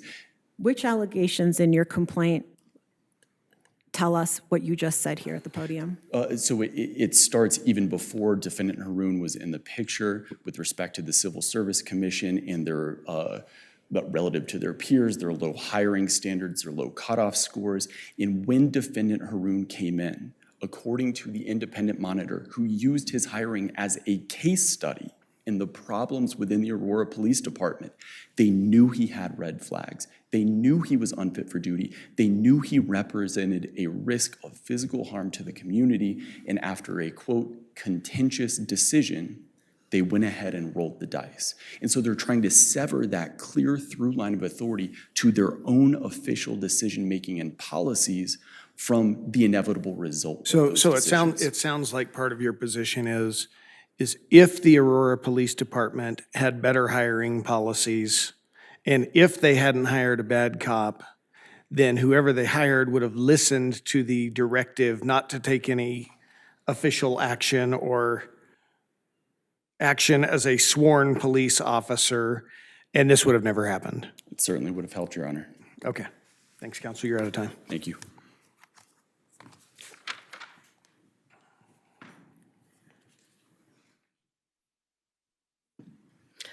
I would like to pick up where that discussion just ended, which is the allegations regarding hiring of Haroon. Those are all allegations that go to a Mighell claim. That is not what we are talking about here. We are talking simply about color of law, actual authority, and apparent authority, or purporting to act under that authority. So whether the city is under a consent decree, whether it hired it in the first place, that has nothing to do with what we're talking about here. Well, we're not talking about apparent authority because that is out of the picture per Linke. Why aren't those facts, the facts that we just ended on with your friend on the other side, relevant to assessing whether Mr. Haroon's belief is objectively reasonable? Because it does not go to actual authority. Actual authority, at the time this incident happened, the city had removed it. So regardless of whether they hired him in the first place, they had removed his ability to act as a sworn police officer at the time this incident occurred. And so that is the relevant time frame that we look at, not before, not after. Had the city not done that, that would have been a relevant analysis, but that's not what we're looking at in our vacuum. Isn't part of the problem here, I mean, we've had a lot of talk about guns and badges, and wouldn't it have been more clear that he'd been stripped of his duties as a sworn officer if his badge and his gun had been taken away? Surely it could have been a clearer picture, but that's not the fact before us. And so we have to look at the facts before us. And even if you consider those— I mean, it is the facts before us. They weren't taken away. Sure, but even like, and it all goes back to actual authority and the fact that actual authority was stripped from him per that leave order, and he was told about it and he signed it. And in our opinion, that's where it stops. But even the fact that he was bound to do a few other things or bound by other directives, like either a code of ethics or that he was required to show up in court as needed, the case law suggests that this doesn't matter. The Bauer case and the Rowe case from the Eighth Circuit both suggest that even though you're bound by a code of ethics, if you are stripped of your police power, that is the most determinative factor. So those other underlying matters do not matter. Also, I'd like to address the dry factors and regarding the purporting of Haroon's belief. I would point out that the second amended complaint at paragraph 71 actually reads, clearly controverted by the evidence, Haroon attempted to justify his violent behavior and use of excessive force post hoc by representing that he took necessary and appropriate actions pursuing to his training as an APD officer. So at least in some regard, the complaint acknowledges that what he did, he knew that he was not supposed to do. And finally, I would advance that the city's suggestion for the holding in this case would be taken directly from Bauer, which is a bright line test. That is, as a matter of law, even a police officer on administrative leave cannot be acting within the course and scope of his employment, even if that officer is engaged in direct police action. And while the city is certainly sympathetic to Ms. Martinez, there is simply no basis in law to hold the city liable for Haroon's actions, because an officer on suspension is in a qualitatively different position than one who's merely off duty. And that is a significant fact here. So we would ask that you find that Haroon did not act under color of law and suggest that the city cannot be held liable for his actions. Thank you, counsel. Okay, thank you. Okay, the case will be submitted and counsel are excused. We'll call our final case, case number 25-4067, Ahmad versus Noem.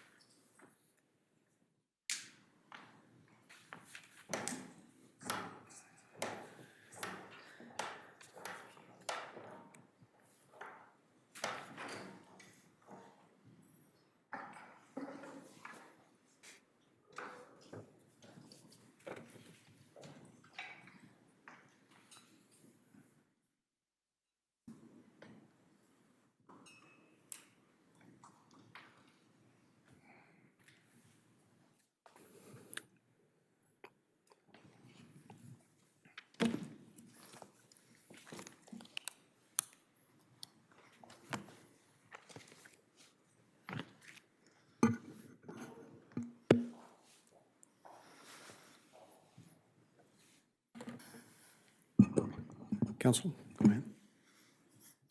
Yes, Your Honor. May it please the court.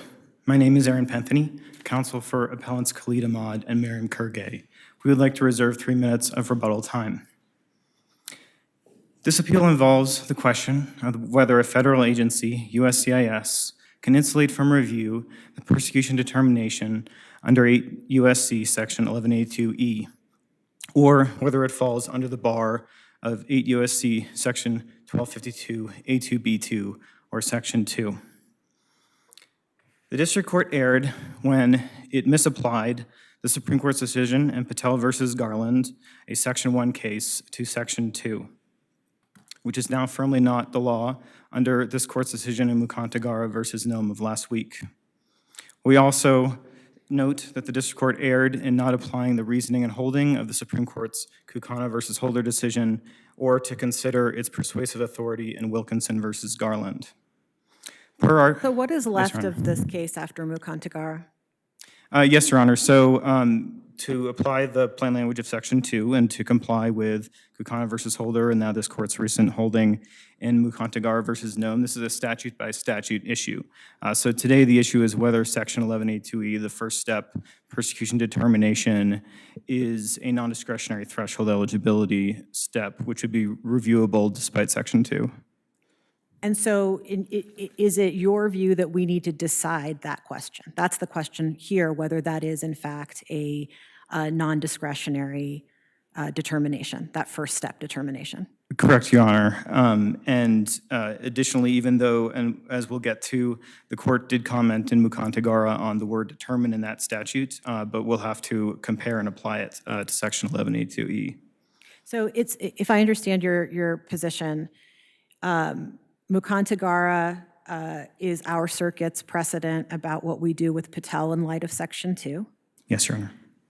But now, going statute by statute, we still need to determine if the statute at issue has steps and if the threshold step is a non-discretionary step, correct? Correct, Your Honor. Is it your view that non-discretionary means mandatory? That in other words, an eligibility determination has to be made, therefore it is non-discretionary? Yes, Your Honor, that is the position we take. And what support is there for that position? Did Mukantagara say that? Mukantagara did say that, Your Honor. It said that a predicate threshold eligibility decision is categorically non-discretionary, and therefore a district court would be able to review it. And in that case, they then analyzed the statute issue 1157C4 to determine whether it was a threshold eligibility determination. But what I'm struggling with is C4, 1157C4, the statute that was at issue there, has this sort of binary quality to it. It's either, you either satisfy the definition or you don't, and it's by reference to statutory criteria. Here, we have none of that. We have a persecution determination that in the text of the statute is totally unconnected to any determination. We have the manual, we have the USCIS policy manual, but in the text of the statute itself, it seems more discretionary in terms of what it requires than the statute at issue in Mukantagara. And I guess I want to get your reaction to something. None of what I said just matters at all if Mukantagara is correctly read to say any predicate eligibility determination that is mandatory is inherently non-discretionary. So I see where you're coming from, Your Yeah. Honor. And let me take a step back. That is what I believe that Mukantagara does say. However, as we argued in briefing, Kukana versus Holder and the plain reading of Section 2 requires that every statute must be analyzed for specified discretion. And we argue that we should apply Wilkinson versus Garland to analyze each specific step of a statute, whether that be 2 or whether that be 3 or more. In our case, we have a fairly unique statute in that Section 1182E creates this 3-step process, injecting a second agency in the process as well. So that is definitely why we benefit, or the court would benefit from oral argument today. So we would say that we still have to look at the specified discretionary language within the statute itself. So tell us your 3-step process here. But even if it's discretionary, we have to determine whether, as Judge Rossman is saying, that there's a standard we can measure. I mean, even if it's mandatory, there's a standard that we can measure the decision again for purposes of review. And now, you can tell us our 3-step process. Yes, Your Honor. And to answer Judge Carson's question, the 3-step process, as dictated by the statute itself, is first this mandatory determination of after he has determined, referring to the Secretary of Homeland Security in our instance. And once it makes that determination, it then must pass the waiver application over to the State Department for its recommendation. And under regulation, the State Department is required to review program policy and foreign relations aspects of the case. Once that has been completed, and if the State Department has made a favorable recommendation, it will then be passed back to USCIS, where it must make a finding of whether it is in the U.S. public interest to grant a waiver. And once it does that, and then and only then can it exercise its ultimate discretionary authority to grant or to deny the waiver. Okay, so the way this works, if this was passed on, there's been a step 1 determination, right? Yes, Your Honor. And your complaint is, this had to go up to this, I'll call it an appellate body, for them to make a decision. And if they recommend against your client, then there's no discretion. He loses, right? Your Honor, that is not, so to answer your question, yes. Under the statute, if there is a not favorable recommendation, then the authority is stripped from USCIS ultimately to grant the application. That is not the procedural posture that our case is in. Our case is from a non-finding of persecution, so then the application was denied on those grounds. So today we are here to discuss whether that decision itself is reviewable by the district court. So hold on a second. Yes, Your Honor. I'm just thinking this through. So you have an administrative remedy that has not been taken advantage of yet. So if you're asking about exhaustion of administrative remedy. You could have asked for the next step review. Your Honor, so that was an optional appeal. And under Darby versus Cisneros, a Supreme Court case, it either requires that the statute itself mandates an appeal, or if there's a regulation on point, that regulation has to stay the decision while it is an appeal. And that is not the case with the regulations at bar here.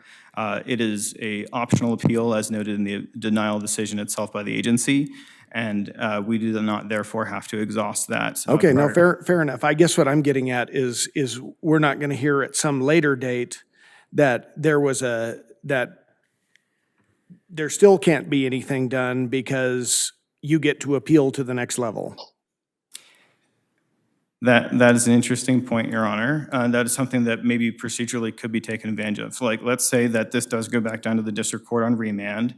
It then also decides that it's going to remand the decision to the agency for further reconsideration. And if at that time it then decides that it is going to still issue a denial, and then we would be able to potentially take advantage of the optional administrative appeal at that point, or we could, potentially exhaust other options. Okay, but so I see where you're going. your position is it's optional to you, but mandatory to the government.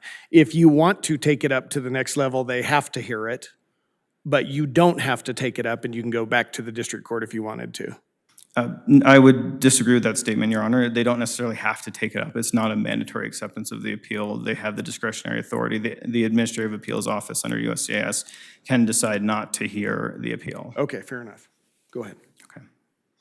Okay, so the analysis that was absent in the district court. The district court did not look with fine detail at Section 1182 itself, which is why we are discussing it here today. And I would like to reiterate that under Kukana versus Holder, there must be a clear and convincing evidence standard that Congress applied discretion at this step. And as we've discussed already, there is a textual dichotomy here in that there is a phraseology that we'll talk about. This has determined that has a mandatory connotation. And then step 3, the discretionary grant, the phrase may waive. And then the placement of the State Department at the second step really also kind of further limits this ultimate discretionary grant, as Judge Carson was pointing out. So can Yes, Judge you Johnson. back up to at issue before us is the first step eligibility determination, right? Yes, Your Honor. Okay.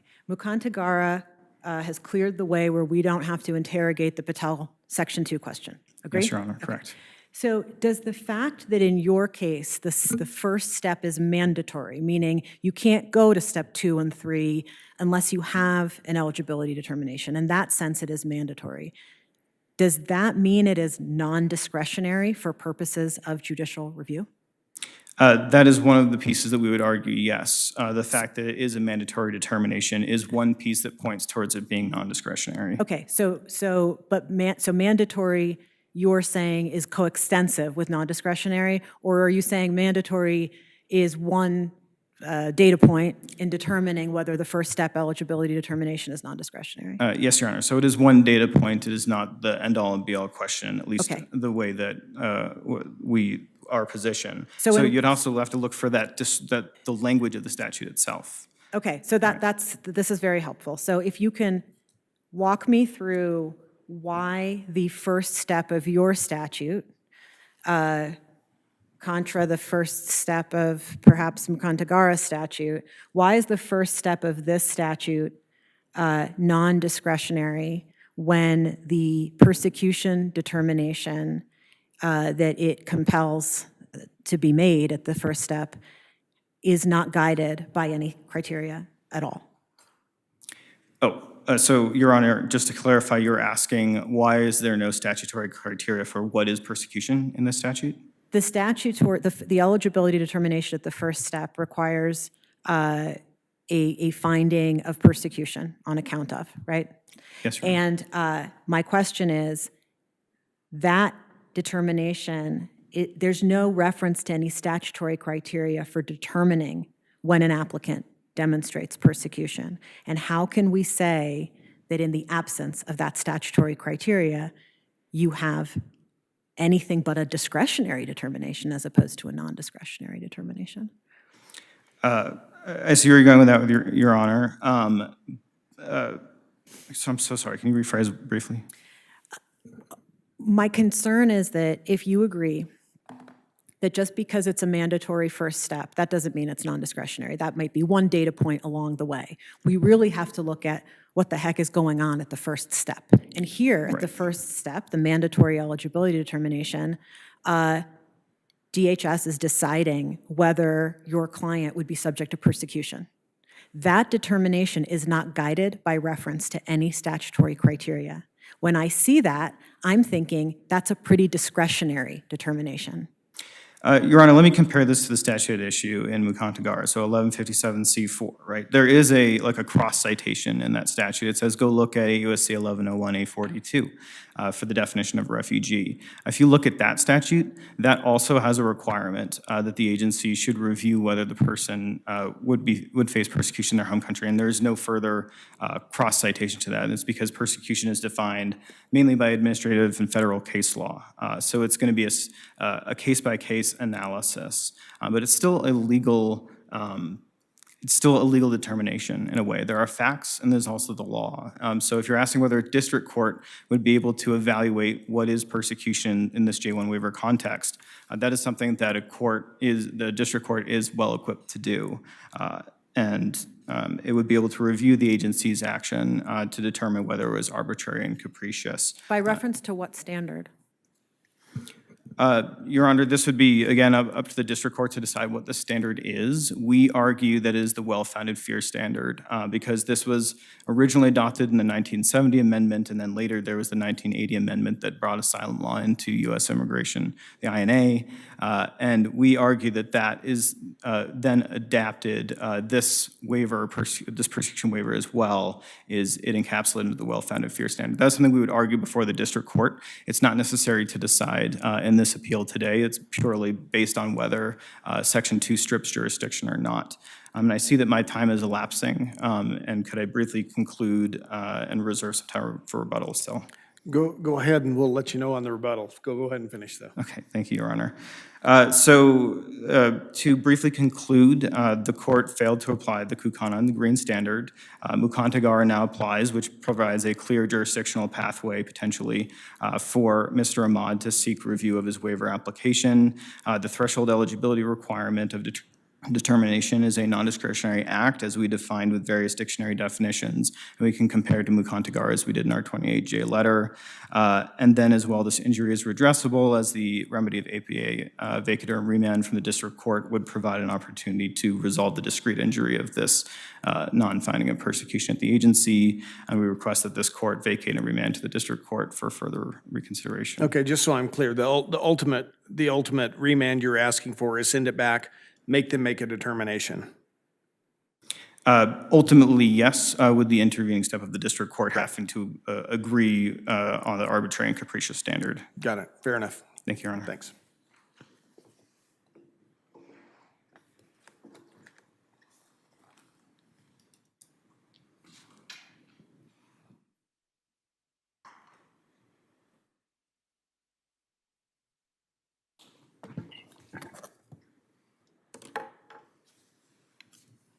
Go ahead. Good afternoon, Your Honors. David Byerly on behalf of the government. It's a pleasure to be in this court today. It's my first time, and I'm wishing Judge McHugh a speedy recovery. So I think Judge Rossman correctly identified what the issue is here, which is whether there is anything left for the court to do after Mukantagar. So we're looking at whether Mukantagar necessarily dictates the outcome of this appeal, whether the district court can still be affirmed, even if the reasoning that was issued in the district court can still probably would be difficult to reconcile with what Mukantagar said. And I think the discussion that Your Honor was having with opposing counsel is a really good one, and it's the point that the government was going to raise today, which is that we don't read Mukantagar to blow the doors off of what 1252A2B2 is supposed to do. So what Mukantagar was looking at in the context of that case is whether a revocation because the plaintiff did not meet the definition of a refugee was reviewable for that first part of it, whether they met the definition of a refugee. And if Mukantagar, if I understand that record correctly, was looking at whether Mukantagar was disqualified under the persecutor bar from refugee status. And that's more or less consistent with what Mighell, which the Mukantagar court found persuasive. It's a backward-looking determination at a course of conduct. When instead, the decision about whether somebody would be subject to persecution or whether somebody cannot return to their country because they would be subject to persecution. I think that's analogous to a lot of what this court has said in the withholding of removal context under 1229B and 1252A2B1, which generally the trend that the court's cases have followed is that whenever there's sort of a predictive reasoning, whenever there's a predictive guess at at whether somebody would be subject to persecution or whether somebody's removal would cause exceptional hardship on somebody who is removed. That's the kind of decision that a court has still found discretionary, even if it's not phrased in purely and explicitly discretionary language. And I think that comports with what this court has held in Hamilton, Van Den, and Green. So yes, the government's position is that even if the first step decision here is phrased in non-discretionary terms, it still provides the agency discretion to evaluate the evidence and exercise this discretionary guesswork for whether. So mandatory doesn't mean non-discretionary in the government's view? So not in terms of the way Mukandagara was decided. So I think what Mukandagara requires is that the first step be mandatory one and also non-discretionary at the same time. So I think there might be a little bit of confusion in the way that Mukandagara is parsed because it uses the word non-discretionary to refer to both a non-discretionary determination that happens at a mandatory step one and then also the step one happening at all being non-discretionary. Because it would be, is it the government's, well, I'll tell you what I think, you tell me your reaction. I mean, it seems that it would be the most consistent reading of subsection 2, the most consistent textual reading of subsection 2, which requires us to look at the action or decision to interrogate that, right? So in other words, if Mukandagara says, if it's an eligibility determination that's mandatory, that's not a complete sentence. We have to continue to look at what actually is happening. What is the decision maker doing in making that initial determination that is mandatory, the eligibility determination? And if discretion inheres in that, in the way that you're describing, that still could potentially be non-reviewable. Is that the government's position? So the government's position is that we agree with the ultimate point, that if there's some part of the first step, the mandatory first step, if that is still discretionary, at least in some part, that Mukandagara doesn't require that decision to be reviewable. I think the government's primary position would be that Zia and Fofana and Shaiban were correctly decided, but I understand that this court is bound by Mukandagara. So we agree, I think, with the ultimate conclusion that if the first step, taking Mukandagara as it is and assuming that there's no further review of Mukandagara, that we don't think that Mukandagara necessarily opens the door to courts sort of salami slicing each sort of level of decision making. And then two, if the first step is mandatory but still discretionary, I don't think Mukandagara still opens the door to review of that decision. Because 1252A2B2 forbids review, it doesn't narrow the remedy to only not setting aside discretionary outcomes, if the court tracks sort of my reasoning here. Well, and I'm trying to understand what you're saying. Are you saying that because here I know that Judge Rossman focused on that in Mukandagara there was a statutory definition of refugee, whereas here we're relying on law of persecution that's developed by the Supreme Court and thousands of cases. Are you saying that has to be a statutory law for it not to have a mandatory requirement that's somehow discretionary? Well, I think if we take Mukandagara as it's written, there is a statutory definition in place for, in the circumstances that Mukandagara was decided under. I don't know if Mukandagara can necessarily be extended to a circumstance where there is no such equivalent. Mukandagara doesn't speak to that. Well, there's not, in Mukandagara, you look at the definition of a refugee and it incorporates persecution. And so in the refugee statute, you'd still be looking at the case law of what is persecution. So I guess the question, if we look at Bofora and the Supreme Court's talking about where, there's no, it's, in your discretion or what you deem to be good cause, all of that, clearly there's no defined legal standard to apply the facts to, right? But here we do have thousands of cases that set up a legal standard for persecution, which I think is the well-founded fear standard. Why isn't that enough to say that we could review this? They have to make a decision at the first step, and we've got a legal standard. Isn't this what we do all the time when we review a decision applying the facts to the law? So, Your Honor, I think that there's a couple points there that I would like to respond to. One, the asylum standard is not the same standard as somebody who would be subject to persecution under 1182E. So, when we're looking at asylum, what the standard is for asylum is that somebody is unwilling to return because of a well-founded fear of persecution, whereas the statute here says that the person cannot return because they would be subject to persecution on account of race, religion, or political position. So we don't have, the standards here are not congruent. What this statute requires is not to assess whether somebody has a credible fear at the present time. It requires USCIS to gauge a predictive guesswork as to whether somebody cannot return, meaning no internal relocation, et cetera, or, and that they would be subject to persecution on the grounds of race, religion, or nationality. It's not assessing somebody's credible fear at this point in time. So the standards are different. But it's it's a different standard, I agree. But it's still something we do all the time, which is we determine whether there was an application of the facts to the law that was correct, right? So, I mean, I don't get that there's no standard here to review what is a mandatory decision at the first step.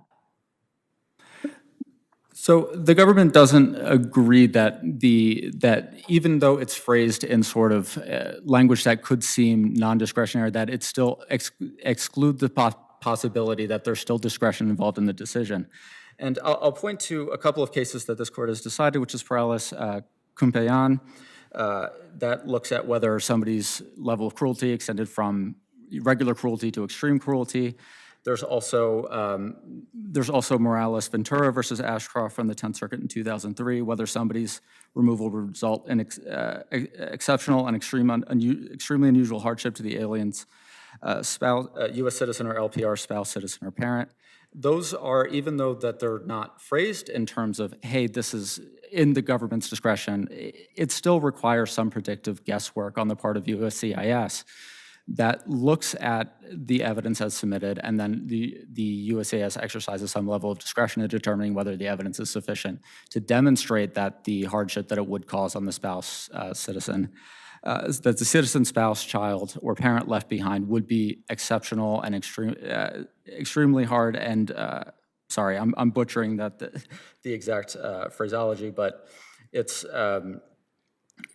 exceptional hardship, essentially. Hardships that the line drawing between what is a hardship and what is an exceptional hardship still involves some line drawing by the agency. And so we would say that that Mighell doesn't allow for review for first step, even though the first step may be mandatory, decisions that are made within the context of that mandatory first step that still involve some level of discretion. And I think that's the way that reading Mighell consistent with the court's prior precedents in Green, Hamilton, and Van Den, how that is properly read. We don't read Mighell, at least at this point, to blow the doors off of 1252A2B2 and allow for review whenever somebody claims that, hey, I don't like the outcome. This must mean necessarily that there was some error in procedure, some error in legal applicability, or some abuse of discretion in evaluating and applying the evidence to the legal standard. We think that. So what if we give it to you that it's discretionary,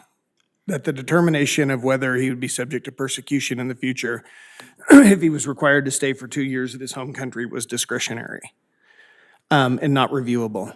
Is a non-finding if there's no finding at all, I mean, does that make any difference? Can the government just decide not to decide it and deny it?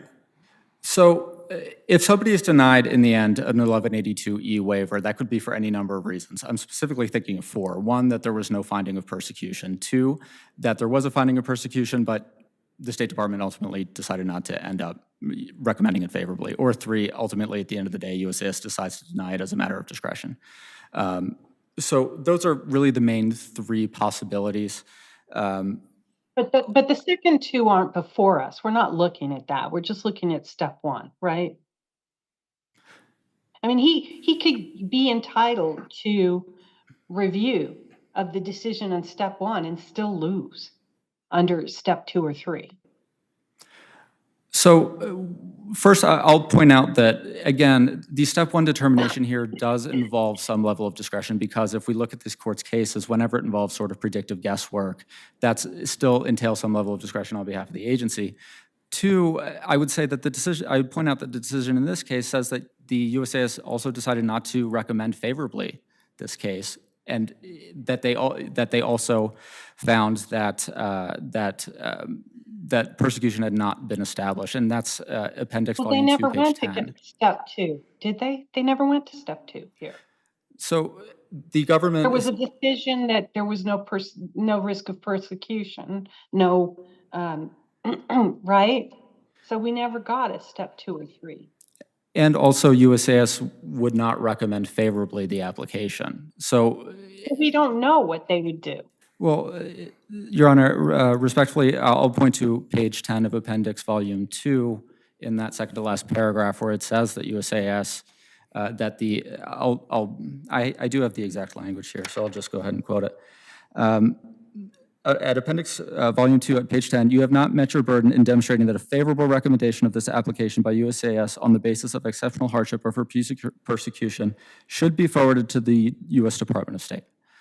So I do think that there's still some level of discretion in there, in that first step, sort of eligibility determination. If we want to call it an eligibility determination, there's still some discretion in there.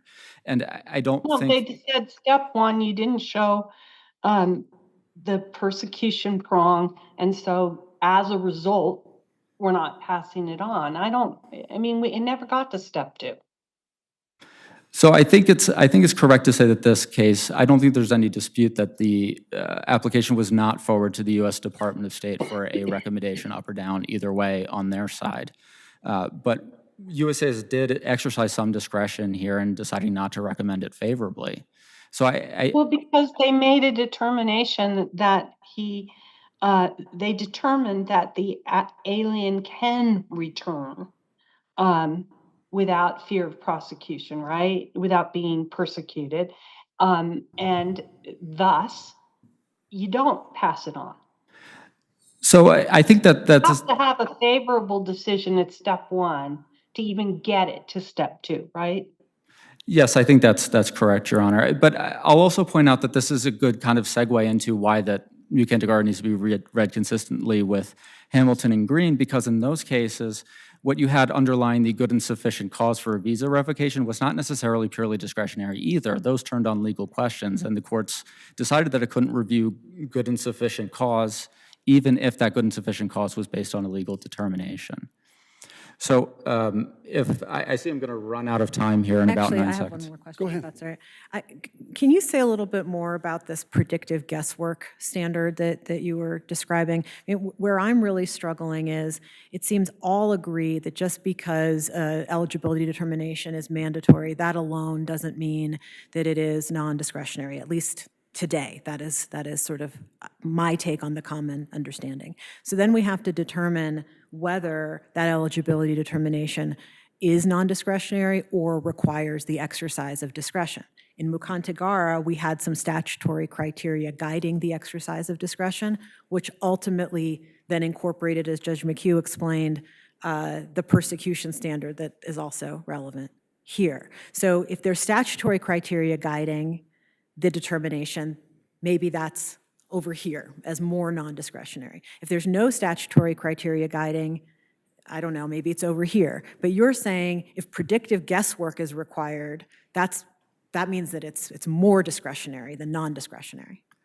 I think that's a pattern of the court's cases that has been followed generally. So if you look at Morales-Ventura and if you look at Perales, Both of those looked at whether somebody's, well, Morales was backward-looking, but if you look at Morales-Ventura, whether somebody's removal would cause extreme and exceptional hardship to somebody left behind, that is a predictive guesswork sort of thing that the court has found discretionary.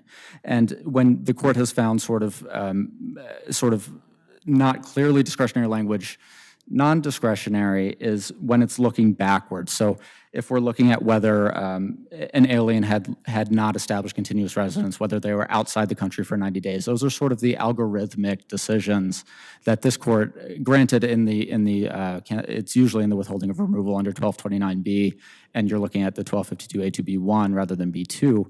I think those still provide a good framework from which this court can work and sort of resolve this case. It's if the agency has to exercise some sort of judgment or discretion in terms of deciding whether something will be true in the future, I think that still entails some level of discretion. Whereas if it's backwards looking for Mejia versus Rodriguez, or Mejia Rodriguez in the 11th Circuit, that was whether somebody had committed a felony or 2 misdemeanors. For Hosseini, cited by the Mukantagar Court, that was whether somebody had provided material support to a terrorist organization. And then for the other decisions that I mentioned earlier, Valdivia, 10th Circuit 2005, whether somebody's absence from the United States exceeded 90 days such that it disrupted continuous residence.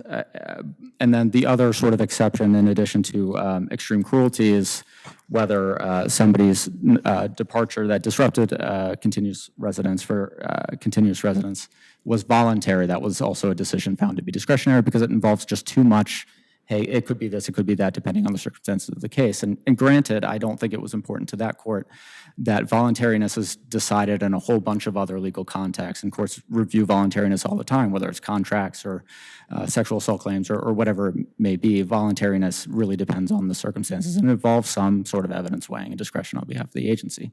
So I think generally when it involves predictive guesswork and looking at what's been submitted, can this person not return to their country? Not just an unwillingness, can they not return to their country because they would be subject to persecution at the end of their term? I do think that involves guesswork about what things are going to be like in Jordan however many months from now or however many years from now. And I think it also looks at whether they would be subject to persecution rather as opposed to it being possible, or whether there's just a fear of it. Mm-hmm. So I do think that this sort of decision where it involves more, could go either way, is more discretionary than whether somebody did something that disqualified them from the definition of a refugee. I think that's backward looking, that's not clearly discretionary.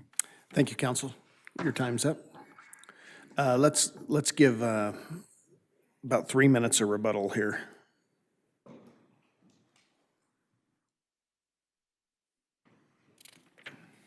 Thank you. Thank you, Your Honors. So the task at hand is to look for whether there is clear and convincing evidence of discretionary language in the statute. As this court remarked in Mukantagara, the word determined does not by itself reveal discretion, so we have to look a little bit further. So if we look at the dictionary definitions that we defined in our briefing, those amount to an investigation to discover the truth of a matter, whether Mr. Ahmad would be subject to persecution.